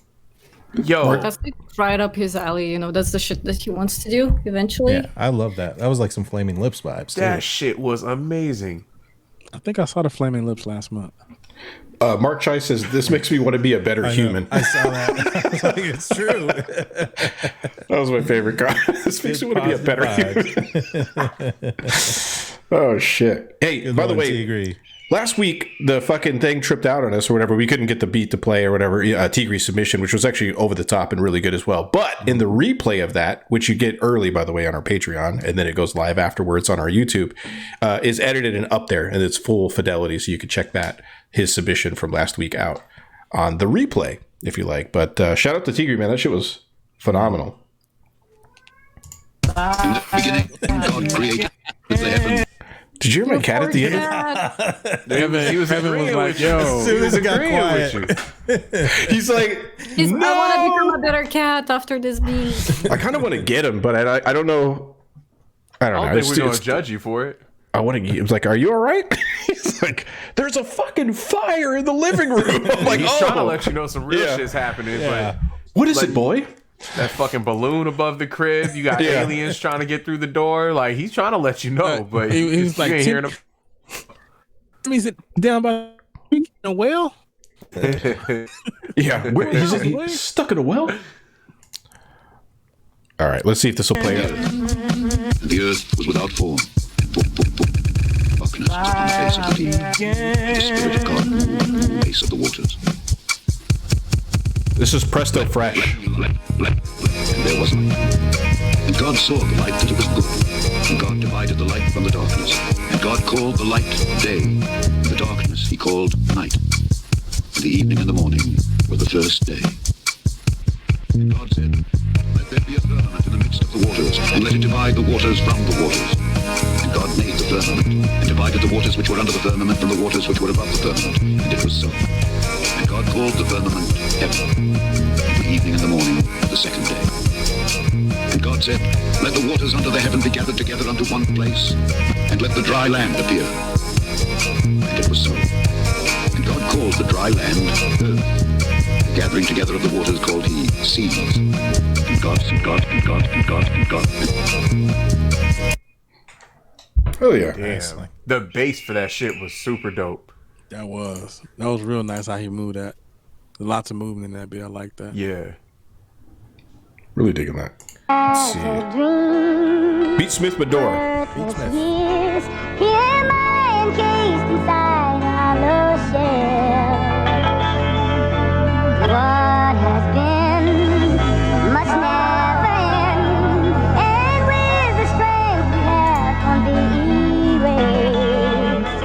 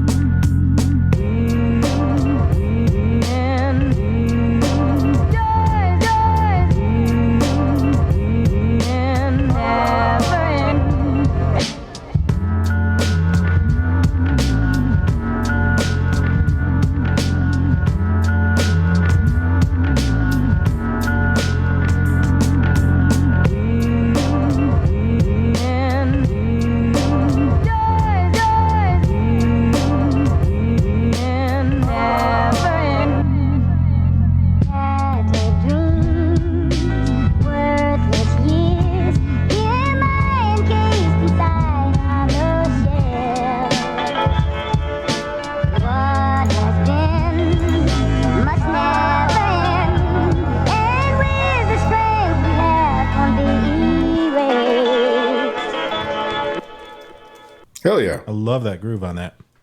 Yeah. He had like a wave going there, just That shit's just ready to Little be boom wrapped back on. groove. Right there. He didn't have to do anything different. But that shit. So we are struggling with this connection here. Everybody has high-speed internet connection right now? No? I'm still on my neighbor's Wi-Fi. Oh, you still on your neighbor's Wi-Fi? Oh, I'm just seeing that now. Yes, there's my neighbor's Wi-Fi. I have an AOL dial-up. Do you have the dial-up? It's all... Yeah, I got a CD. That's what took me so long to get on. So, Mom, get off the phone. So I think what StreamYard does, and Kordek, the ancient AI that used to be here in season 1 and a portion of season 2, who's now dead to us. Kordek, you're dead to me. I'm just kidding. He said that our connection will only be as strong as its weakest link. So it doesn't matter how high speed one is, it'll sort of bring down. So we do all. So I just need you guys to fork out hundreds of thousands of dollars. Fucking Bree. On very expensive internet connections going And I'm forward. joking about stealing neighbor's Wi-Fi. I'm right next to mine. Oh, I used to do that. No, shit because all I can the see the time. extension cord. No, for the power and shit. No, but that would be all right because I'd be wired directly in. That's true. know? Yeah, you have a good point. That's what we need to do is get that Cat 5 cable going for you. Yeah. Here we go. Oh, there he is. Speaking of which. With my weak ass video. This is like a Let us watch. screensaver or something. Oh, is that it? Damn. Is that it? Really? That's it? Shots fired.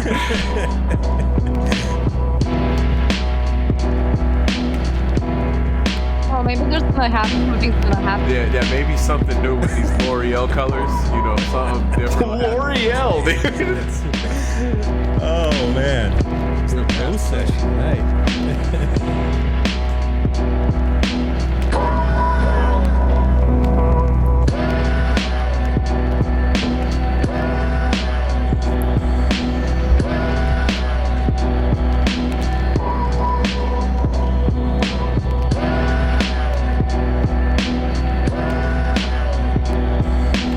No, but this actually kicks ass, though, dude. This shit is super strong. That shit was fucking mean. That's a good boom When bap all type else shit. fails, just fucking tune the shit down way. Hell yeah, dude. I'm not gonna lie, that video I used the I was being lazy as fuck. I got a video I Really? used like a year ago. That's the same one that I had sitting in my thing for that. I thought used you for like something else. actually drew the squares and stuff and made Yeah. them One at a like time. animate and stuff. Yeah. Put him on little sticks and moved him in front of a high-end camera. Yeah, he moved. Yeah, it was like art canvas that he actually like transported into Photoshop, and then he kind of did it from there. So That's what you should have said. So we were all, I did all like, VHS wow. too. And Chop it up. Yeah, it's paint. I did on AOL and then fucking Microsoft Paint. There you go. Bree just got the whole collection popping tonight. Damn, Microsoft Paint. That's bringing it back. Good shit. This is... Oh, it's Bree.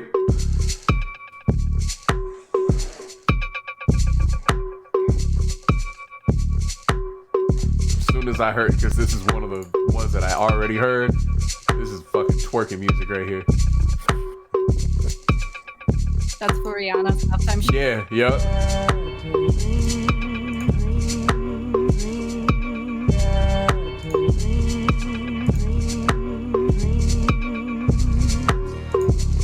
For Fenty's underwear commercial. You know, with the color that he's got going on in the background of where he's at right now, it definitely looked like an underwear ad already. All he got to do is stand up. The camera kind of make it look grayscale. It's just perfect.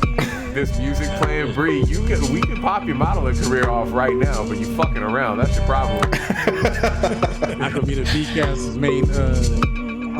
We trying to get the sponsorship. You can make it happen, but you holding everybody back. It's kind of fucked up, but it's all good.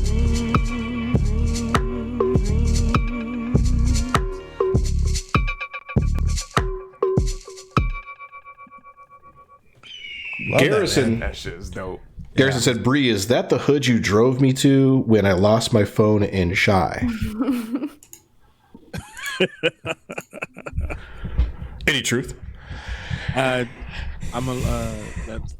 no comment. No comment. Damn. The balloons know. Yeah. No, the balloons are always balloons watching. Speaking of Garrison Jones, on a side note, you are the winner of the random pick of the Mixwell care package. So congratulations, Garrison Jones. You will receive your care package in the mail. Can you DM me your shirt size and your address? And I will drive to your house. That sounded intimidating as shit right there. But Is that why it congratulations. took so But it's long? more- it I'll takes so long. drive- Shirt Did you size. drive all the way to Canada for me? I drove all the way there. I was sitting there the whole time like this. Like, how the fuck do you get to I had no idea. Good shit. But yeah, that was really fucking good. It was cool, man. I like how you're adding so many. You really get into you'll go into the percussions folder and you'll add a cowbell. You don't care. You'll do it. Needs a little bit more. Yeah, It works. More yeah, and it comes out good. That's one thing I never do. Like I don't deep dive into like percussion elements. That's just not where my head is at. So it's dope when I see other people that can do it and make it sound good. Because you really concentrate on the video, right? Holy shit! I'm gonna let you know.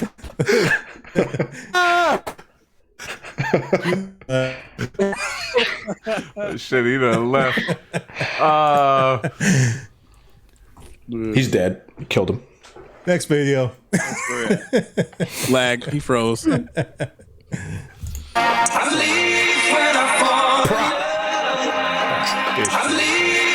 shit. I did hear this one. I did hear this one.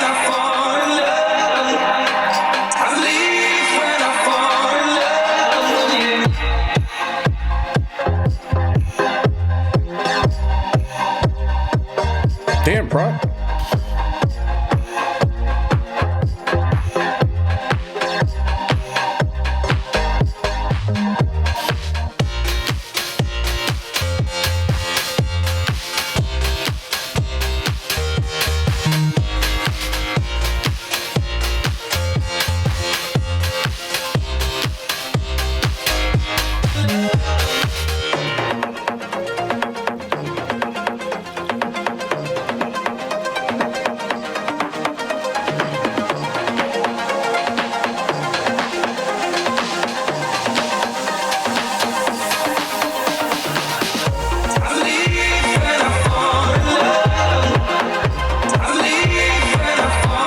This shit is dope as hell.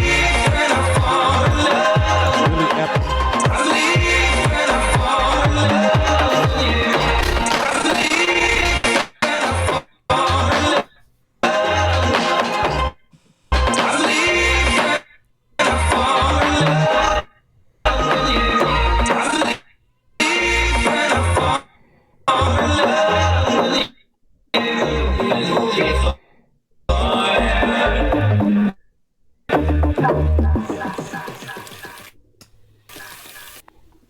It was fucking phenomenal, man. That one gets 3 flames. Fucking Prot, he's like on this absolute ascension of his abilities, like just through the fucking roof. Every single one is like astronomically better than the last, and that's saying kind of a lot because the dude started out good to begin with. It's like, and I think he's been participating since the beginning of this damn thing, you know, since season 1. Very consistent. You also never know where he's gonna go with it either. Right. No, not at all. Not at all. Fucking phenomenal. Is that one of the ones that makes you want to break his keyboard? Me and him talk enough to where if he didn't break his keyboard, we wouldn't have anything to talk about. So I'll let him slide this one time. But no Kool-Aid in the keyboard this time. No Kool-Aid in the keyboard.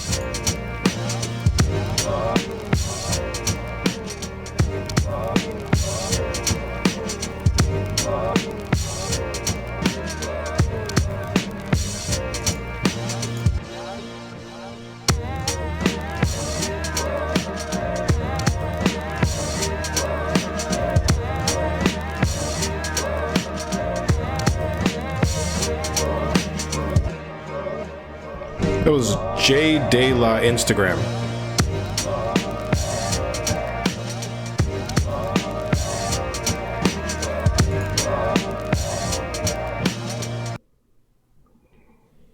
Nice. Yeah, I had to search for that one. Definitely throw your name if you can in the in these things like real big somewhere so we can see it right out the gate. See what I did right. My video. I had my name really big. Yeah. And lots of squares. Yes. In pastel. Everyone knew whose song that was, though, right? Yeah, that's Right. true. Oh, you the salmon Redeeming color myself. one. Yeah. Yeah, you make sure to use that Pantene font. You know, that way everybody Next knows time- exactly yeah, what you're next trying time to do. Everyone, please keep up with the RTC. Make sure that shit can fit on a shampoo bottle. There you go. You'll be all right. That's gonna be my new album cover now. Yeah, J De La Instagram. That shit was super dope. Yeah. Very good. And I think maybe his first submission for the Beatcast. So welcome. But yeah, if you guys can, throw your fucking names in there, like real big. So, because that, not just for us, but, you know, because you want, when people see that, so they know, like, who is this? You know, they could find you, trace you back to. That's exactly my point, but I was bringing up last time. Mm-hmm. Otherwise, it's like, oh, this is cool. Don't know who the fuck that was. And then they're, you know. Yeah, nothing but greatness. Yeah, Vargas. MT, the blessed one. Mr. Vargas, what up? Check the way it lasts. Shout out to Beatcast. Hold on, wait a minute. I know I won in this AZ, son. Shot the Shogun. RTC, it's MT. Simply one of a KIND. Like the BUD I choke on. Get my float on. Sometimes get my joke on. No hope on. I'm in the know, cause I got that flow. Hold on. Zoo Records, Zoo Record. Hold on. Wait a minute, about to clean up all the wreckage and keep the good shit. Bill for real, yo for real. The feel be something you never feel unless you on that cool like we are. You know, we be something that you never seen before. Rhyme machine, you know, said it before. Guaranteed the blessed one gon' always hit him with flow, yeah. You know what it is, just a little song. You know, shout to Beatcast, you know what it is. MT the blessed one and Mr. Vargas, baby. Records, you know. What up, show? MT the blessed one and Mr. Vargas. What up, Beatcast? Can't do nothing in life but keep it MT. Yeah, who I rock with, Mr. Vargas. Can't do nothing in life but keep it MT. Yeah, who I rock with, Mr. Vargas. Like that, spark this like that. It's like this, and we drop jewels. Yeah, shout out to everybody, you know what it is. That was hard. That was hard. Yeah, that was another one that I heard. That shit is super dope. Vargas killed that beat. Yeah, that's fucking dope. It's cool he got MT. So, quick backstory. MT and I go back like 20-something years when we used to have our show on KFNX, and we used to do the Freestyle Fridays, and he was regular contestant coming in. So that took me back to those vibes. Him coming in and doing all that. Very cool. Yeah, we definitely should. I think Tigri said this should be the Beatcast intro opening thing. We could probably do something with that, like, you know, take the vocal chop it and. Yeah, he actually called me this week after that, asked me what I thought, and then we were talking about that. It's like it'd be dope to do a little intro, something like that. Hell yeah, it was meant to be. Thank you for doing that, Vargas. That shit was very cool. All right, let's see here. Soft Cannibal.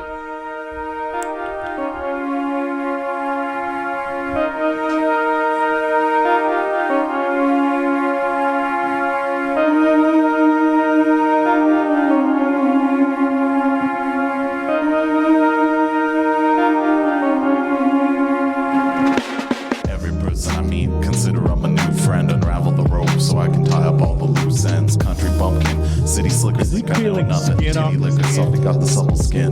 Decisions made from 1,000 miles away. You say it's okay that your homie had nothing to say. Apologists spread moral decay. I didn't do it. Well, I'm sorry you feel that way. The whole city seems to have a drinking problem.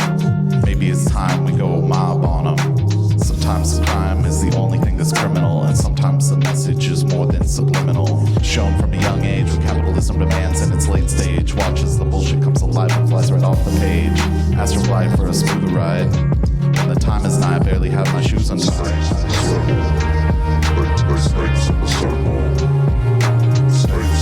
Should've known when I jumped in.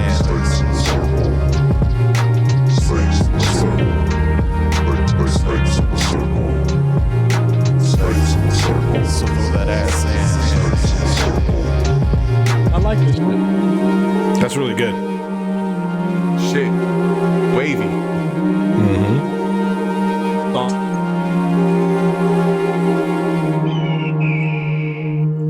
That's fucking awesome, man. It's funny. He said, "God damn it, now you put my rap next to a rapper," but it's just random. It's totally random. But no, I really like the direction that Soft Cannibal is going with his vocals. I know he's putting together something. And I look forward to that finished project because that shit's tight. And also, that was really gross, peeling your skin off like that, peeling back the layers. I hope that was Elmer's glue. Yeah, as soon as I saw that, as soon as I saw that, that's why I was like, I'm not going to tell on him for what I think he's doing, ruin the mystique of it. He's just doing art projects. Bree got some insight to that. He's crafty. Yeah, there you go. You know what? Where is the sign? Like, where did you get in the sign project? Is it somewhere we could take a look at the process, or is it not in a state that we can? Do you see his face? Does he look like he's trying to show that shit off right now? Look at his face. That man ain't trying to show you nothing. That's exactly why I'm doing it. Fucking look at him. That said everything. So here's one of the bees. Oh shit! Bee. That is a good bee. Yeah, what is it made of? What is that? Cardboard. Okay. So what is the sign for? Oh, ASMR. Got to go to the mic.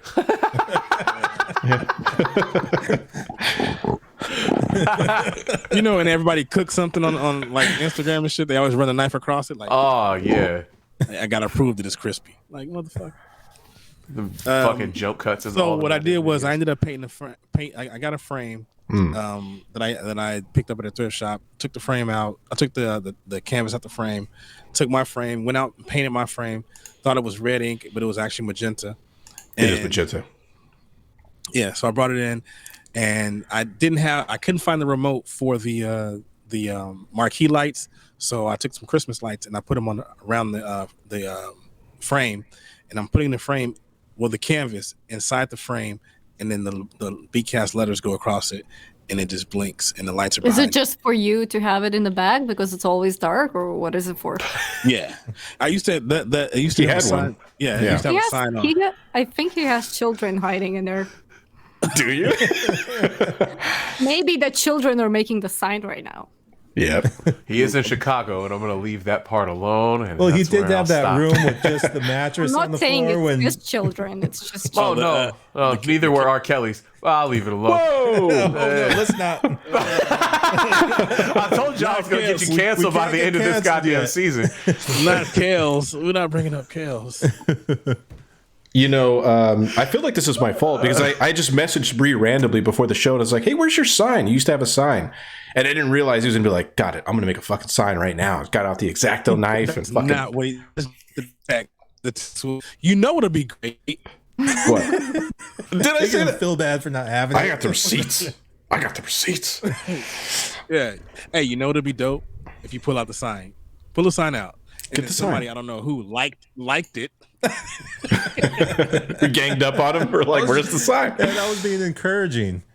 Yeah, we love it. Yeah. We love your crafty self. Hey, real quick. Go ahead.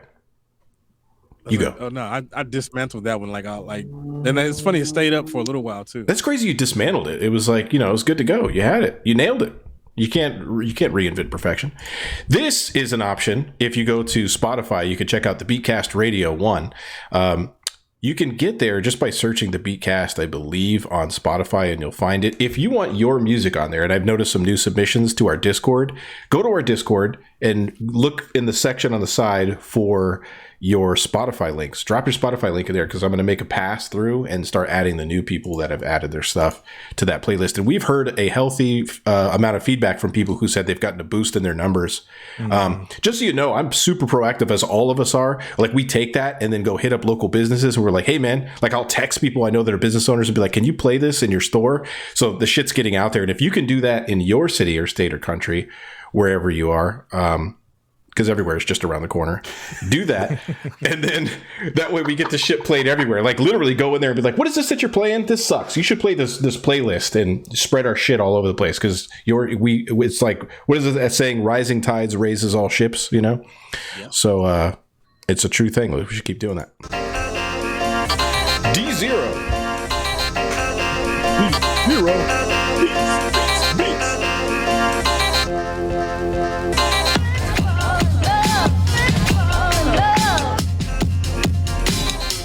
That's hella dope, bro.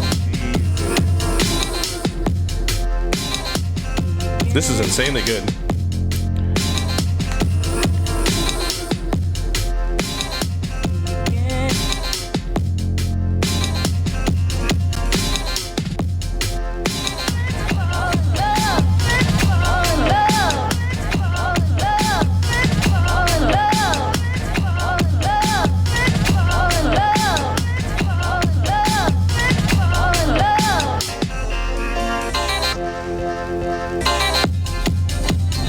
Oh shit.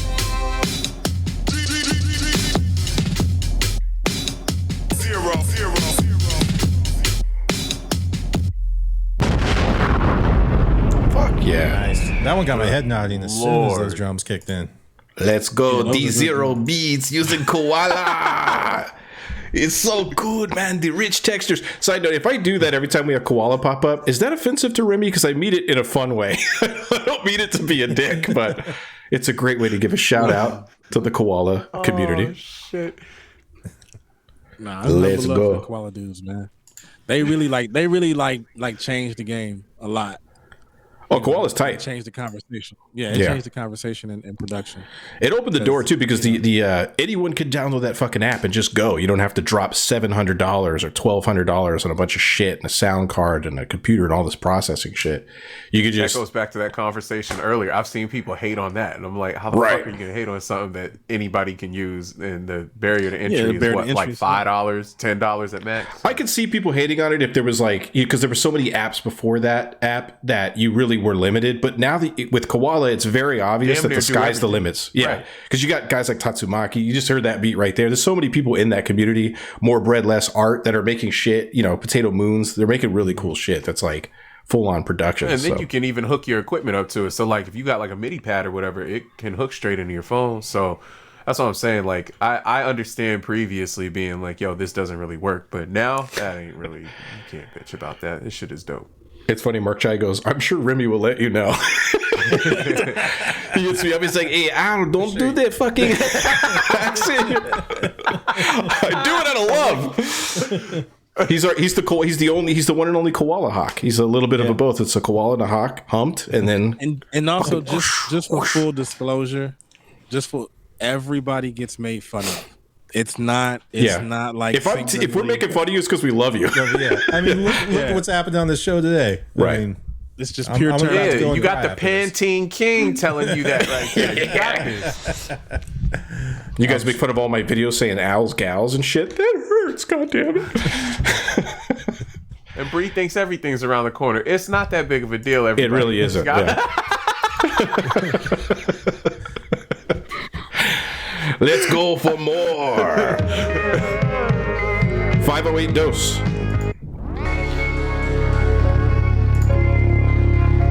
little bit of Bioshock.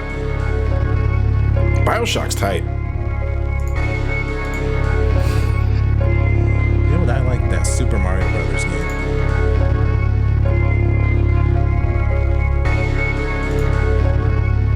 Is it a shooter? This is a shooter. Yeah, this is Bioshock Infinite. It came out in like 30. Yeah.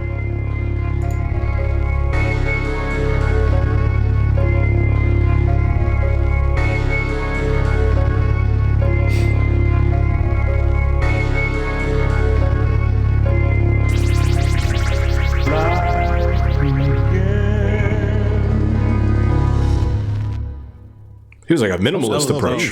That was real dope. That was real dope. I like that shit. That was a moment in time. Like that. That was crazy because he relied on the sample itself as opposed to like layering all kinds of drums and shit. You don't see that often. Especially with this sample when everyone hated it. Yeah. Maybe that's why he did it. I don't know if he's in the chat tonight, but sometimes he is. Hell yeah. It sounded like Tigray stuff, no? A little bit. Like kind of the same similar vibe. Yeah, very cinematic. Someone copied someone. Oh. I'm just kidding. Bringing back the conversation. Infighting begins. I was just Who got inspired? Be honest. Who's inspired by who? Fess up. This is by everything. Garrison Jones. Okay, so I did hear this one. This one was beautiful. Oh my God. Goodness.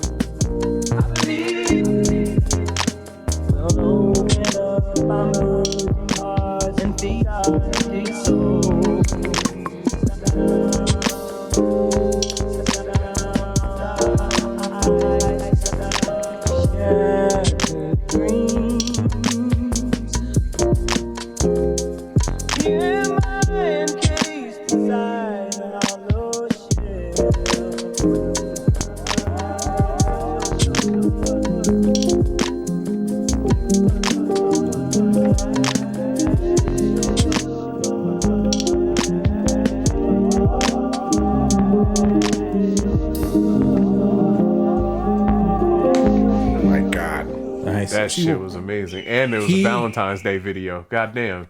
He kept the original feeling of the original song. You know, it's a love song, and he just expanded upon that and created his own love song. Like I love that. That's one of the ones that's a masterclass. And like when I heard that one, I was like, oh, I see. But I'm so far. I got like so many steps to get there. But that was so fucking good, man. That was phenomenal. He killed it. And I didn't think about that. You're right. He kept within the theme of the original sample. I didn't even think about that. He didn't, because it's the original is such a beautiful song. I mean, it's an amazing love song, like classic love song, and like he really expanded upon that. Jesus, man, that shit's amazing. Now that's got to be one where you want to pour something in his keyboard. Am I right or wrong? just say yes. Say yes. God damn it, you do that right now. Absolutely. You do. Okay, good. Where was that from? Where did that come from? I don't know. I found it somewhere online. Man. It reminds me of that old video where there's a panda, like very angry panda, just like smashing shit. Yeah, smashing shit. Yeah. Oh, yeah. I seen that one. We need an original of you pouring something in a keyboard, though. Because who is this guy? Casio. Fucking.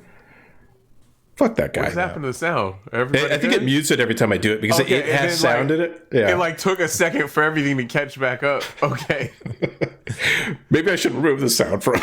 No, Auntie C was talking and then like it just cut out and I was like, I don't want to be an ass and say like, hey buddy, we can't hear you. But yeah. For the audio only listeners, if we have any, that's just a video playing of somebody smashing the shit out of some keyboards. See, it's hard to find videos of people breaking a bunch of equipment because no one does that. Fuck no, it costs too much. You see how old that equipment is? I'll play it one more time. Yeah, no, that was like $32 worth of equipment right there. Casio keyboards. $32. Total damage, $32.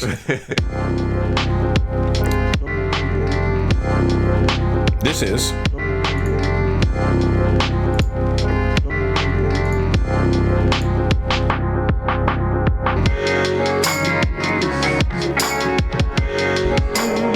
is Gent Blur.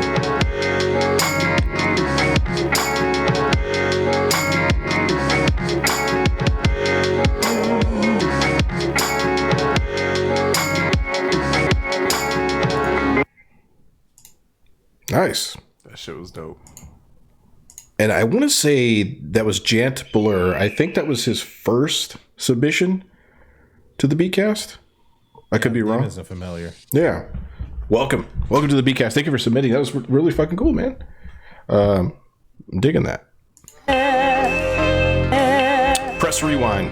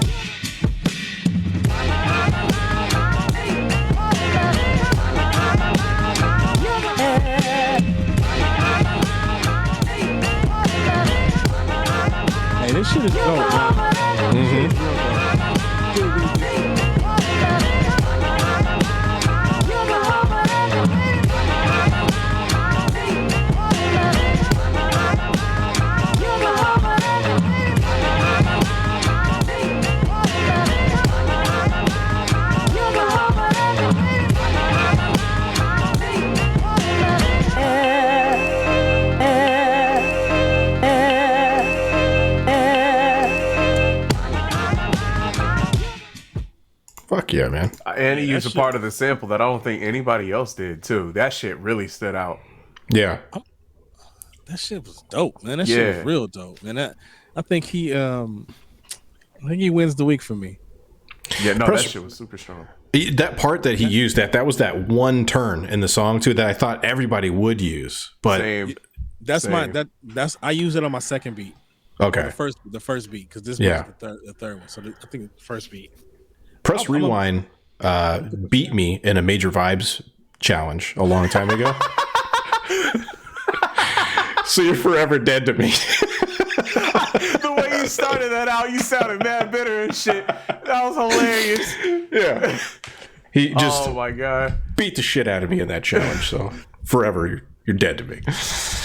No, that was absolutely phenomenal. And it was good to hear that part.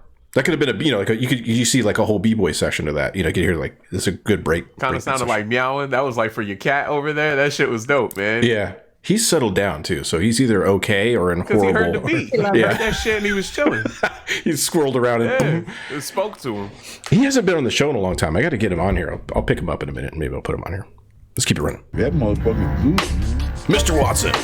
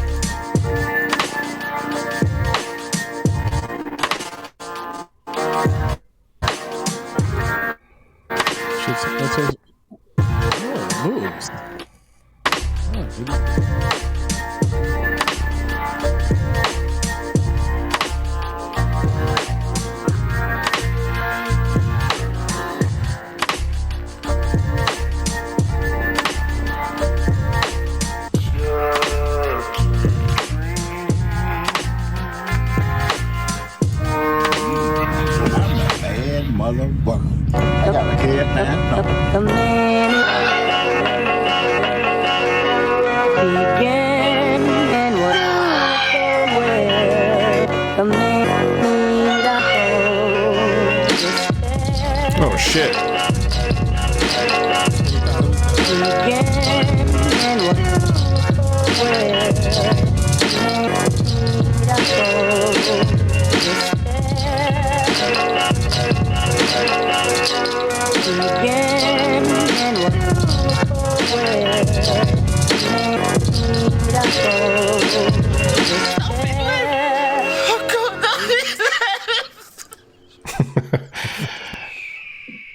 Hell yeah, man.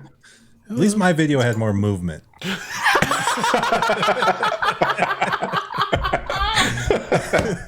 I was wondering what the rebuttal was. Oh my god, that's hilarious. He's not wrong. You know the funniest part? I picked a new app to use and fucking everything. Oh, that's going so hard funny. with this one. I tried so hard to be different. That's hilarious.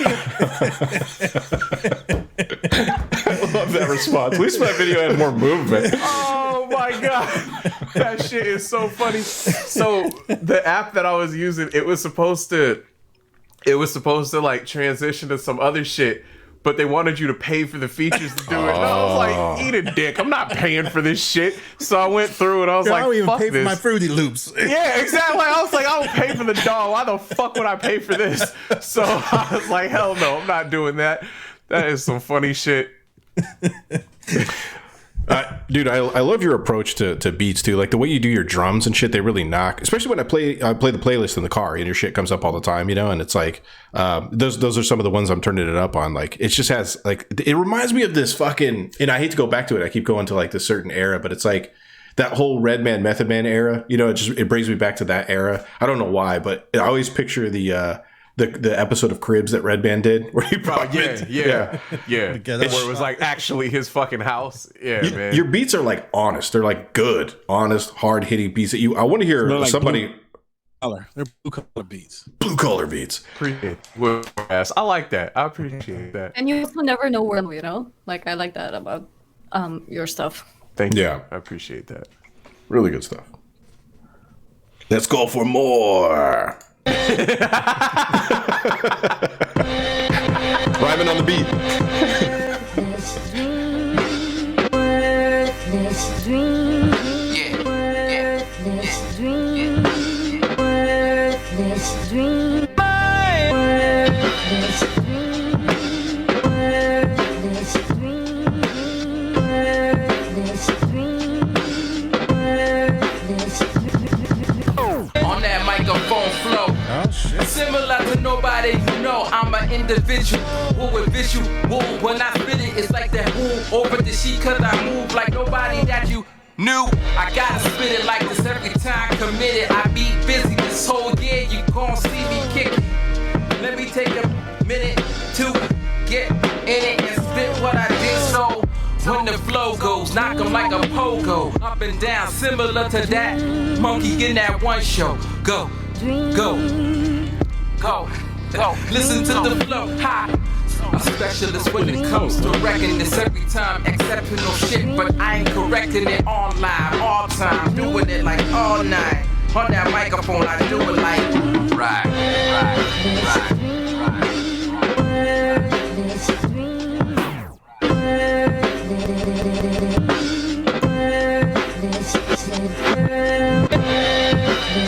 They said I had worthless dreams, but they ain't see what I seen. On this mic, I'm a beast. Peace. Jesus fucking Christ, man. Man. Every time with that dude. That was fucking good, dude. Good Lord. That was good. So, Bree, Al, like, to me, that, like, people don't do shit like that anymore. Where, like, as MCs back, like, I think when we were doing stuff, it's like you all MCs did a lot and tried to stand out. Like, that took me back to, like, some shit like that, early 2000s, like that, just making a dope ass live show, doing something like he different. he did everything, like all of it across the board. It sounded freestyle, but then like it was very together. It was concise. Like, dude wasn't like making excuses for like trying to prolong it and shit. Everything seemed very intentional, even though it was live. I don't know if that explains it well enough. That shit was amazing. Yeah, and plus he has such a good voice, and he has a really good voice for rap. Like, you can't go wrong with that guy's delivery. And additionally, he's having a fucking blast. Like, he's having fun. Like, I would see a live show of him doing that. It's like him that it's pure entertainment. Everything is entertaining about the whole moment. It's like what is this guy gonna do? And it's not just him sitting there. It's him sitting there with the iPad, and then the mic, and then the split screen, and then him interacting, and you realize, oh, it's going together. That's not just a graphic, and then it just keeps engaging and keeps engaging. So I mean, that's an inspiration for all of us. Actually having fun, that's probably what shines. Like, it's like watching Steph Curry play basketball. Like, you can tell that having fun. That's why it's so enjoyable for everyone else. It's authentic. It's good shit, man. Fucking phenomenal. So appreciative that you participate in this beat challenge. I hope you keep submitting. And he's like in the 40s or 50s of his 100-day challenge now, isn't he? On Instagram. I don't know if you guys have seen that, but if you have it, a little bit, tap in, man, because he's doing like 100 days of creations, and it's fucking really cool. Good stuff. Somebody else did it. It didn't go so well. They weren't that good at doing it. Who could you possibly be talking about? RTC's like, hey, shit, my videos had more movement. Because all of my old videos is just a picture of me standing on some shit. Can we bring up RTC's video every time someone's video is not as good? We could. That's dope. I'm glad that I have somehow dodged the bullet and it went right back to him. This is fucking amazing. Now, that's all it's gonna be from now on. More movement. Fucking DVD screen of the Beatcast just back and forth. Kordak made this for us a long time ago before he died a horrible death. Jesus. A dragon. Oh, wait. Who was it that said? 365 days. I got corrected by D0 Beats and Tigre. Yes, 365. He's doing a challenge for 365 days, not 100 days. My apologies. But check out his Instagram if you want to learn more about that, because it's fucking phenomenal. Here comes this is tape, and the Atomic Peace Ensemble.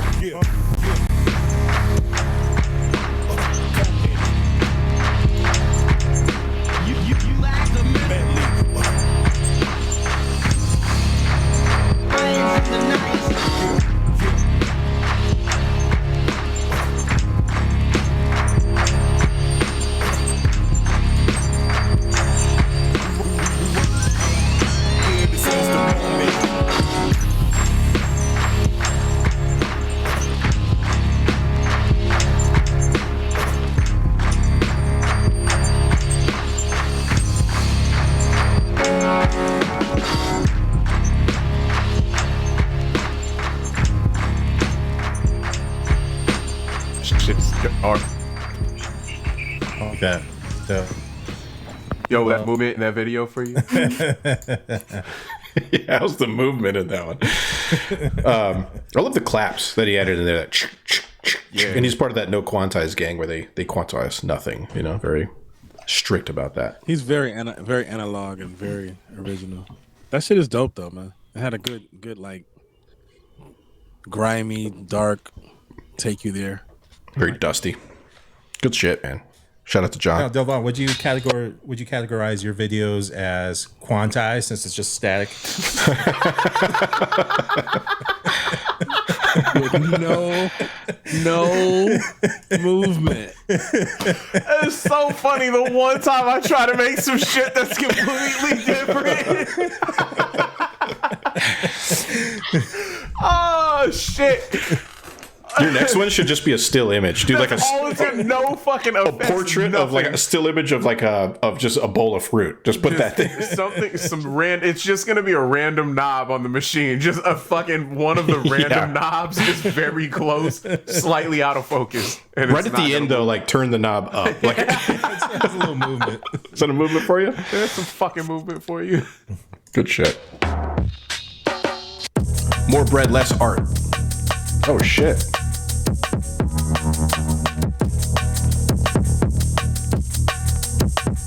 That fire in his eye. That's actually RTC. That's RTC, right there. And it's just the movement.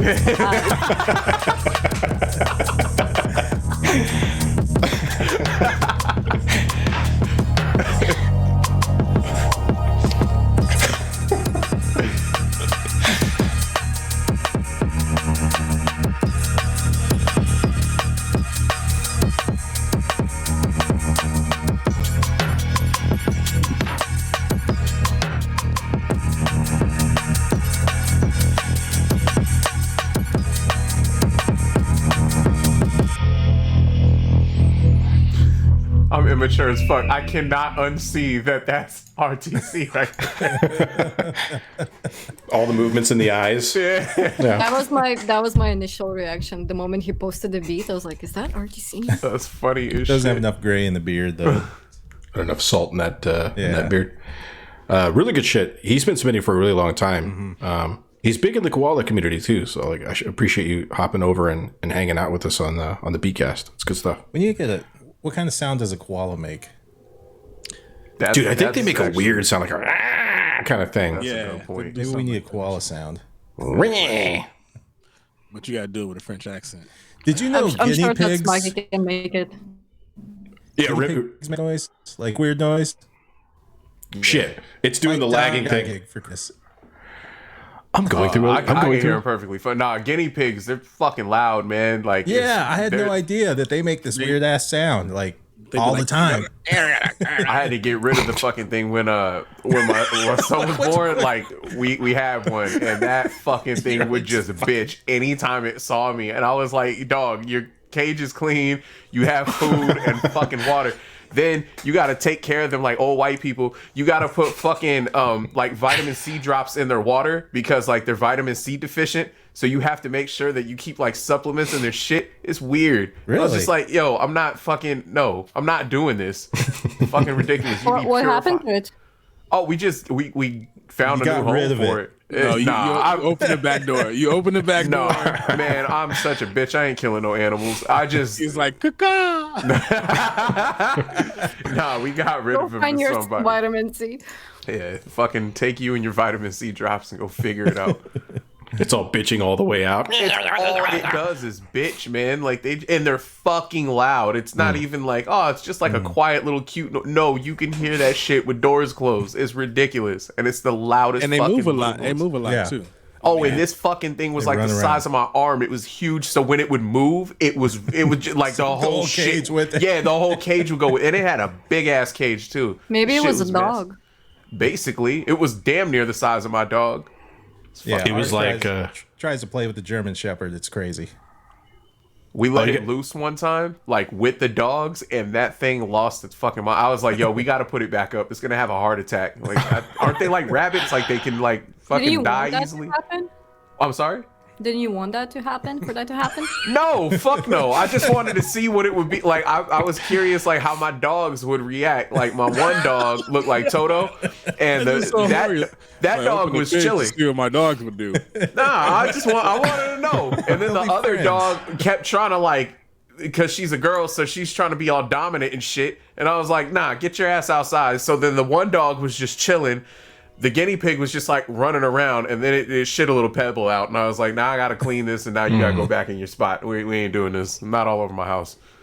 I don't know how the fuck we got on guinea pigs. How did this happen?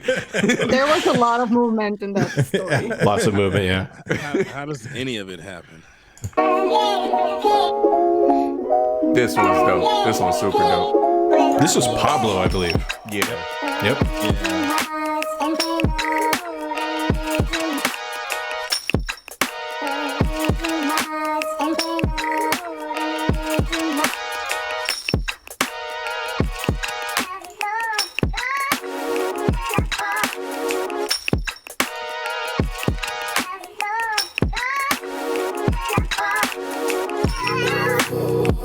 Dear God.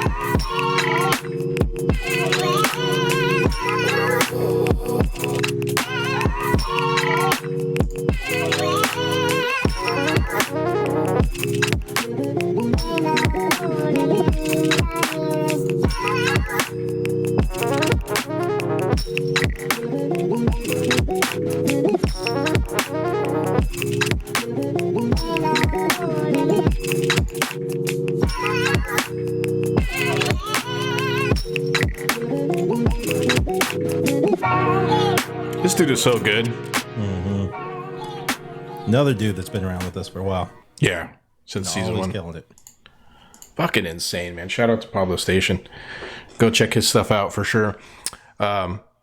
Inconsistent too. Like for me, there hasn't been a miss yet. I'm just like, shit, I like that too. Shit, I like that too. I like that one as well. And his videos always have lots of movement. Sam Drumlow.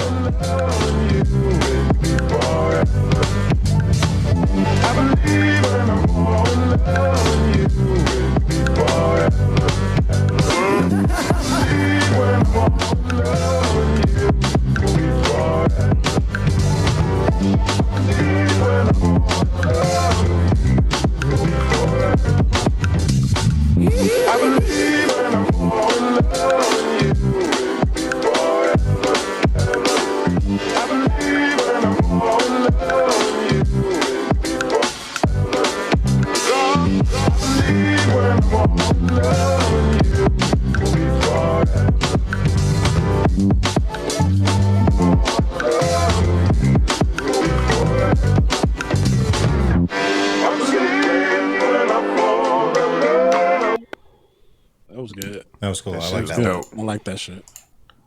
I just came to the conclusion next week, or when we do the next one, I'm gonna be super petty. It's gonna be the fucking most.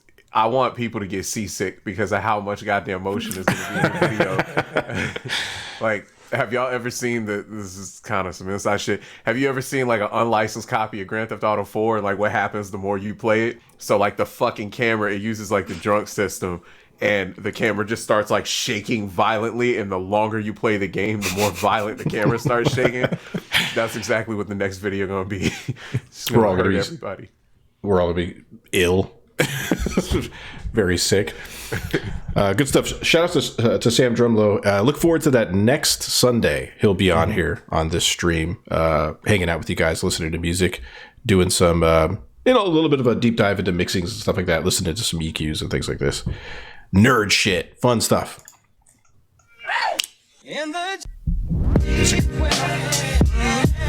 Winamp.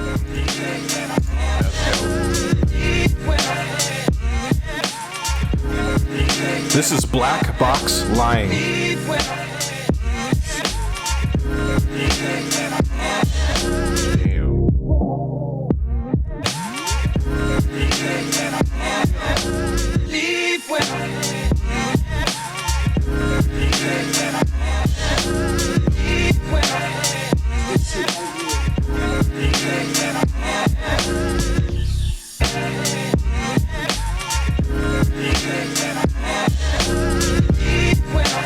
Subnet G.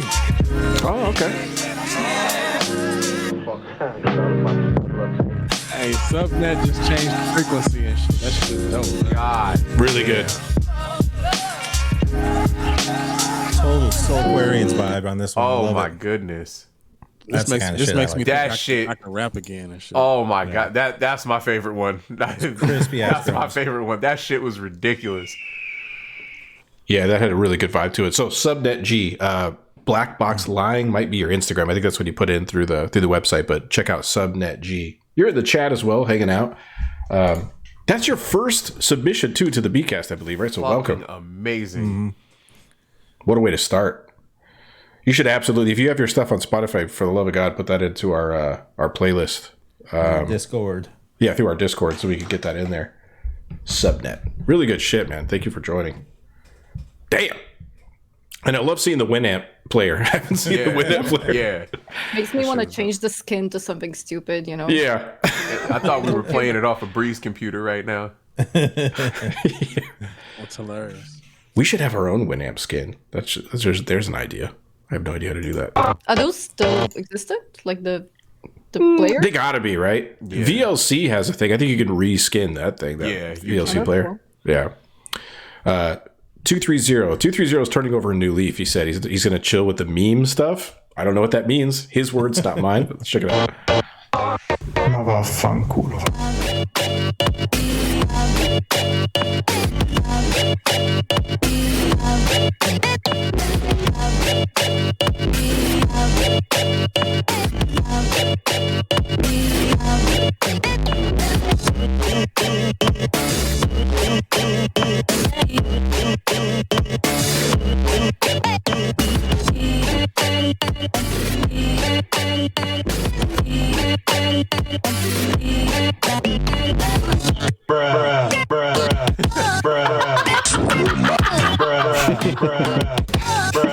I'm gay. Yo, I think it's time to shut down the memes a little bit and kind of introduce more seriousness. So I make this slower part, and yeah.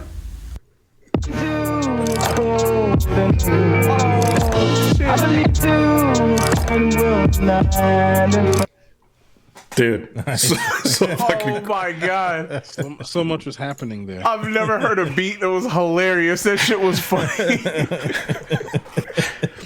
Dude, Leo's awesome, man. He's our little brother from Italy. Like he's out there killing it, staying up late to attend these things occasionally, and that is cool to see how he's like he has like such a span of talent where he could be like, look, that's my meme shit. Now let me flip it, and it really did. Like he delivered on it. It had a whole different vibe and a whole different feel, and it was good. Like on both sides of it. Really good shit, Leo. Yeah, good shit, Leo. Let's see what happens next. What are you gonna do next? Now that you're taking yourself seriously, you got to put on like a fancy shirt. He just finished his finals. He's going to school on that. Yeah, he's doing something more serious now. It could be. Now he's trying like a button up and a top hat. That's what he's got to do for the next one.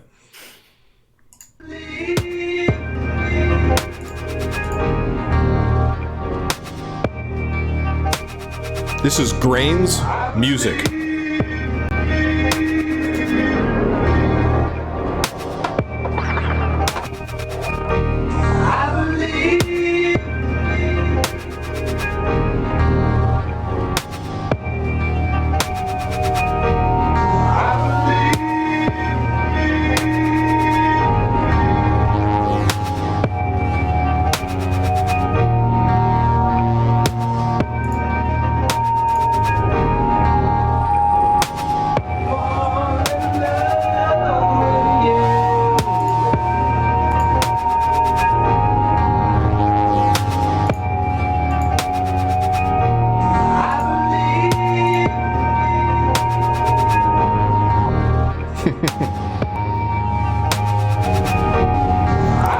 weird this is, you know?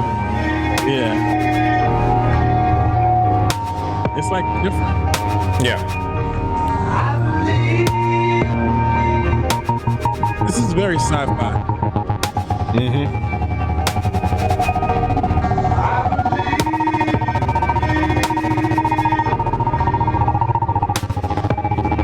This would go well on that one show, Raised by Wolves. Raised by Wolves. She's crazy. Like hella crazy. It's good though.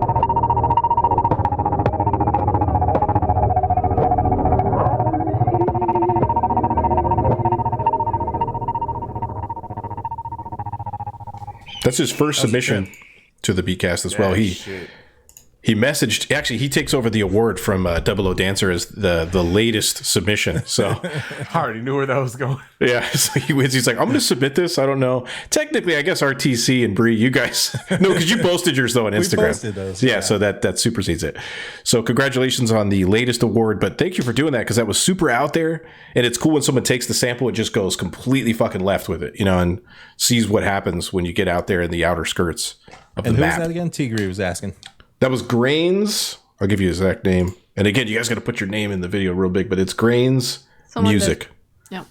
Yep. With a Z. Grains with a Z. Good shit.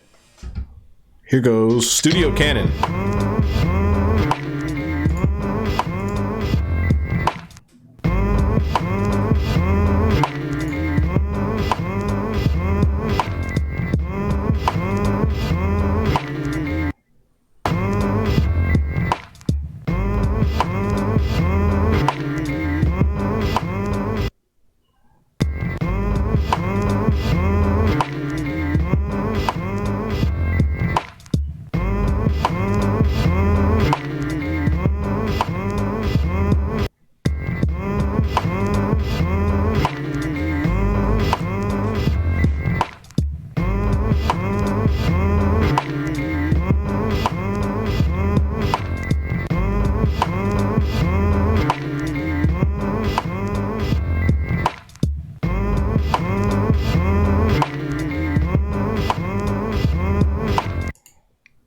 Studio Cannon, man, he's been submitting for a long time. Mm-hmm. That's one of those ones too, where like you could tell with that one, because sometimes I'll hear him have a lot of adjustments and change ups in movement, you know, movement sonically through his transitions.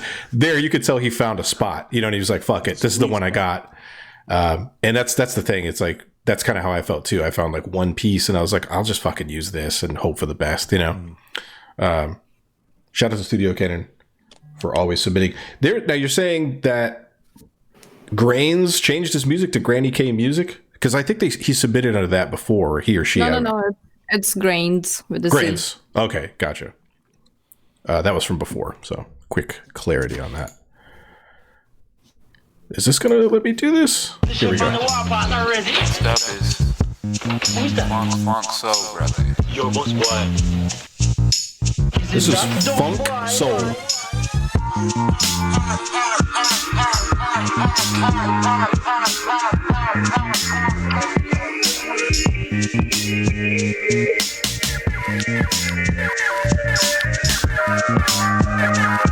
New vibe. That's a new vibe to it.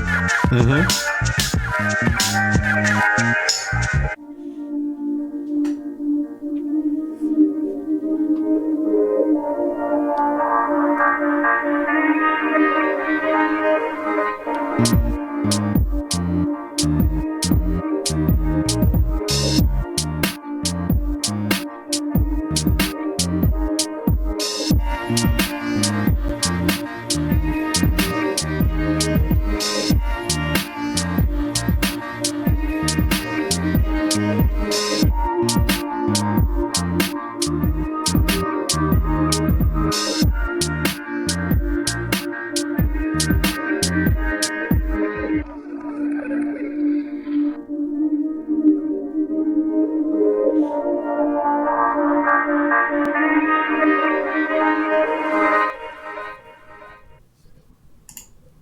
Nice. I like that one. It was very peaceful, like lulled us into like a fucking starting funky too. Yeah. Another koala submission. I was gonna say something about that. It's crazy how you can see that DAW. Like, I haven't dug deep enough to even. I think when I first downloaded it, I don't even know if they had that where you could do the sequencing and shit on there. Was it in there since the beginning, or do you guys know? They always had Oh, it was okay. Yeah. So yeah, I haven't dug deep enough yet, but that is cool that you could do that shit. It's just, for me, it's hard to keep track of all the shit out there, like swiping through the different things. And well, it's funny. The MIDI grid is very reminiscent of the MPC Live, where you have the MIDI grid there. Yeah. It's the touch screen, so it's kind of the same. It works just the same as that. So it's just it has its same intricacies as that. Yeah, it's funny because like the piano roll, that's one of the samurai features that you have to pay for. But I thought it was funny that he had all of his shit labeled. Like, he had, snare 2, kick 1 and 2, and all of that. Like, he had it all labeled. Whenever I make shit in it, I just go off of like how the waveform looks to know exactly what everything is. Like, usually A is drums, B is samples, C is bass line, D is extra shit. But yeah, that was a smart move. He labels all his shit. I know I don't. Tigri says we need a Koala Masterclass special edition of the Beatcast. We have the Koala intro with Remy, where he kind of just goes over the basics. But yeah, maybe we could have him, or maybe Tatsumaki or somebody to come back and do like a masterclass version, or like a slightly advanced version. I know that I would benefit from it personally, so that is a good idea. I think that you should do it, but impersonating him the whole time. Him the whole time? Knowledge that you have of it. That's what I think. So nobody would learn shit, right, but it would just be you impersonating him the entire time, pretending I think that you open this, you look to the... Let's go. Do this on Halloween. On Halloween. I should go as Remy for Halloween. I could do that. That's genius. But we got to get him on it. Then he's got to go as me. So it would be hilarious to see if he could do me, and I'll do a version of him. Yeah. Yeah, and Tigger said we did the machine one, but yeah, we did that. Yeah, that Koala one was a while back. I think it was second season, right? Yeah, it was during second season. You can find both of them on our YouTube page. You'll go down to the workshop section, or it's roundtable section, and you'll find them in there. They're both there. And we have more of those coming as well, so that'll be a thing. I believe when I fall in love with you, it will be forever. All in the zone.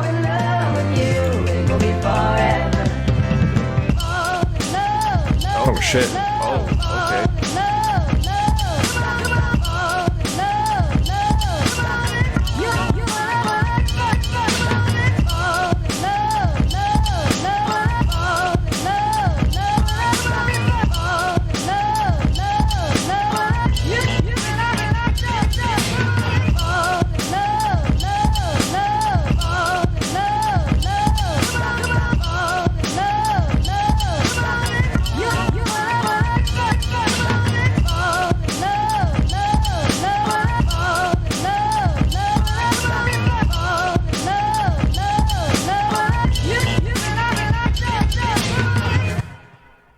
That shit was hard. Oh. And shout out to All in the Zone, man. He hooked me up with the tutorial for Beatmaker. I got Beatmaker, and it's the opposite. It's the competitor to Koala. Oh, real nice. Real nice. Not a sponsor. Yeah, that shit hit hard too. And was that like some AI art of Stevie Wonder, or is that like a known piece of art? I'm uncultured. I don't know shit. It was Kool-Aid. It was Kool-Aid. Okay. Well, let's real quick for the masterclass stuff. I'd like to know if with the Koala one, the way we did that, it was like a masterclass where we had Remy come in and talk and go over things. Do you guys prefer that over, say, our round tables, like how we did the machine ones, where we all got on Zoom and kind of everything talked? What would you guys prefer? How do you guys learn better? I think that would be some good knowledge to have from y'all. You should do a poll on the Discord, huh? Yeah. Or that, yeah. Yeah. Let's do it in the Discord. I just think no matter what, it just needs to have like just a lot of movement, you know? Oh, okay. Yeah, you can just add squares randomly moving around. Yeah, definitely. We should throw that question up in the poll. Maybe throw it up on Instagram as well and see what people say. Mm-hmm. If it's live, a masterclass. Yeah, the live things could be cool too. You know what I mean? Like having live versions of these where, and just save the recording afterwards as opposed to a pre-recorded thing. Because then you're able to like field questions from people actively like already there because they're interested, even though the turnouts are cool for the privates as well. And so we have another cool project coming up that's actually kind of a big fucking deal. We don't have the promo stuff for it yet, but we will. But talk to us about that, RTC. So we got coming up Friendly Fade. Now, for those who don't know what a fade is, do you guys all know? I mean, we all know what a fade is. When you catch I got to catch this fade. It's like you and your friend are fucking around, you're making fun of each other, somebody gets their feelings hurt, be like, hey man, I need that friendly fade. You just go out front, you throw hands real quick. You just like, get it all out in the open. That's a fade. So Beatcast Fight Club. Yeah, I think some feedback we've gotten from people is, it's cool having the showcase and everything, but some people might want to compete. And I think that's kind of where we want to go with that's our whole take on the Friendly Fade. Yes, we do have a battle coming up. Essentially, it's going to be, there's going to be a cash prize. Yeah, there's going to be cool shit that you could win. But, you can opt in or opt out. This is going to exist in the way that it always has, but we're going to catch one of these friendly fades real quick. You know what I'm saying? So, and you can fuck around and win. You could literally come in with any piece of equipment. You know what I mean? Mm-hmm. Whatever you want to do to try to get in there. It'll be a little bit of a different animal, much more competitive and a lot more like, maybe open criticism like that. There'll be judges. So there's 3 judges. 2 judges will be on the panel. 1 judge is the audience. So whoever's in the live stream right there will have the chance to vote. So you got 3 ways to catch that vote, and the winner takes all. You know what I mean? And it's going to be a little different. So we're not, giving you a sample to flip and do it that way. It's you come prepared with, your 5 best beats or however many beats you're going to need. Have a good amount ready to go. That this is your arsenal. This is what's in your clip. This is what's ready to go. So there's no restrictions to what's being used. It's like just bring your A game. Yeah. Shogun, how many people are going to be competing per show? We still have to get all the final details together. Did we decide on an actual number or? No, we still have to set up the slots for that part. But we want to put that piece of knowledge out there so you guys know that that's coming up, to get ready. And then the thing is you'll enter in through the stream on the back end with us. So you'll be able to you'll be playing it live. So that'll be kind of cool. So there's a couple things to it. It's like you have to have the ability to be able to play your beats live. Yeah. Good quality to come through. So there are going to be some restrictions. It's not just going to be kind of just open free for all. Right. So it'll be one of those things where we'll connect with you beforehand and test it all out and make sure everything's good to go. But we figured this would be fun. It's friendly. It's right. Not. We know how the community is. We all have fun. Yeah. Yeah, so there'll be no hard feelings. It's just, and we'll do more than one of these. And maybe we do a thing where, like, you end up having, like, a winner circle, too, that they battle each other out to see who takes that. Full supremacy. Yeah, exactly. But it's just something for you guys to, like, change the vibe up so that we're not just playing the music, but we're also, like, challenging each other a little bit to get a little bit better. Steel sharpens steel. Right. So don't be afraid to jump and throw your hat in there and jump in the ring. Jelts, our final beat of the night.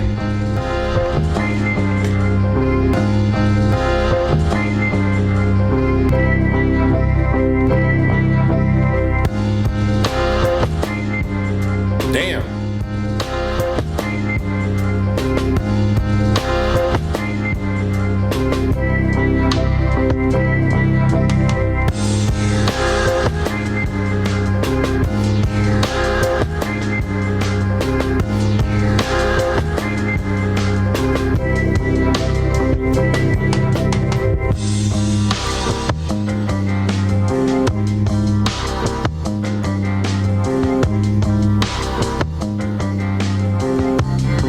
That shit is dope as hell.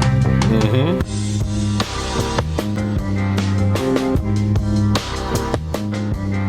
Jelks takes it for me. He wins the weekend.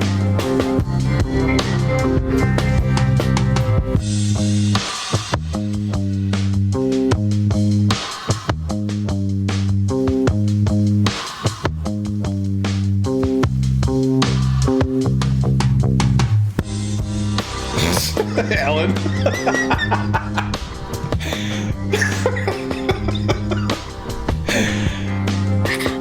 What the fuck? Ellen says, I lost the bet. oh shit. Ellen says, You had the chance to play any other beat and you played this one. this beat makes me want to go for a walk in my cool slippers and get kidnapped. What? That's very very specific. It's very specific. Oh shit, that's funny. I'm not gonna go into details. Like Yeah, we'll just shit. leave that at what it is. Jelts, that was fucking amazing. Dude, the bass on that was And the phenomenal. The Yeah, guitar. the reverb on the snare was Yes. perfect. And the fact that he used like 2 different breaks, that shit was ridiculous. Yeah, it was ominous, and the breakdown at the end too, where he just let it right out with the bass. That shit was fucking and good, then he man. would bring it back and then like kind of drop it out. Yeah, that shit was excellent all the way through. Fucking really good, man. Fucking Jelts. It's a solid. That's that kidnap love shit.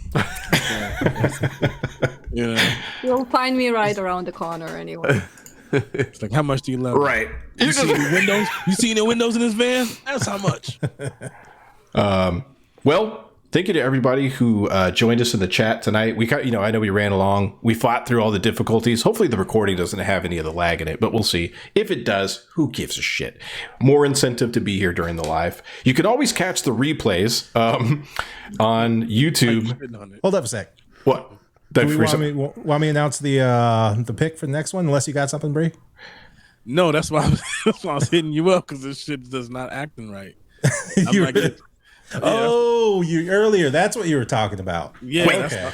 Do the pick right after I do this, because then it'll be easy for me to pull it out of the edit. No, you're okay. You're okay. I'm deeply offended. I don't even want to pick anymore. I'm done. You're like, I'm done with the picking. Yeah, so thank you for everybody who showed up tonight. Thank you for the subscriptions, Anonymous. That was nice of you, whoever you are out there. Thank you very much. Thank you to everybody who subscribed to our Patreon.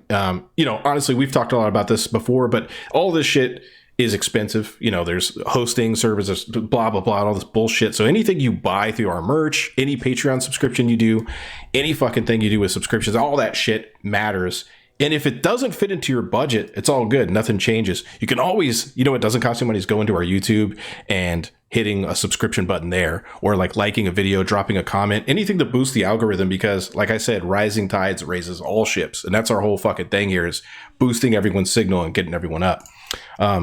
So with that being said, make sure to check out the Beatcast radio on Spotify, and we have our first sample pack 1 a.m., which is 180 sounds. It's already released on our Patreon as an exclusive. I think you get it at the $5 tier and up. I moved it, and so you can get it at $5. If you say subscribed on our Patreon for 3 months in a row, you get like a shirt. They just send you a Beatcast t-shirt. So cool shit like that. At another tier, you get a sticker. They send you like the Beat Hawk sticker where he's digging his claws in the NPC, created by Snake Blood. So that's fucking phenomenal. And with that being said, I believe we're ready for the sample pool. Somebody just pull you up. All right. Since everyone hated me for that last one, the blind pick, I'm actually not blind picking this one. I have this one set aside, ready to go. So if you guys caught my live on Instagram before, I was going through some recent records. So this is going to be one from that. This is the Times from the album Trustmaker. And this is from 74, some sound of Philadelphia horns and strings on here. So this is, awesome soulful stuff. You're going to find some good stuff on here. I haven't picked the exact track because I could pick any one of these, and any of these will be dope as hell to flip. So this is going to be your next sample pool, the Times. Look for those cool Philly horns and strings. Hell yeah. Nice. In there. We appreciate you guys. Do you guys have anything else you want to add before we head out? Peace, love, and happiness. Lots of movement in your videos. Lots of movement. Put your name in your video. Put your name in your videos and make sure there's a lot of movement. Lots of movement. We are the Beatcast. Catch you guys later. Thank you guys. Huh?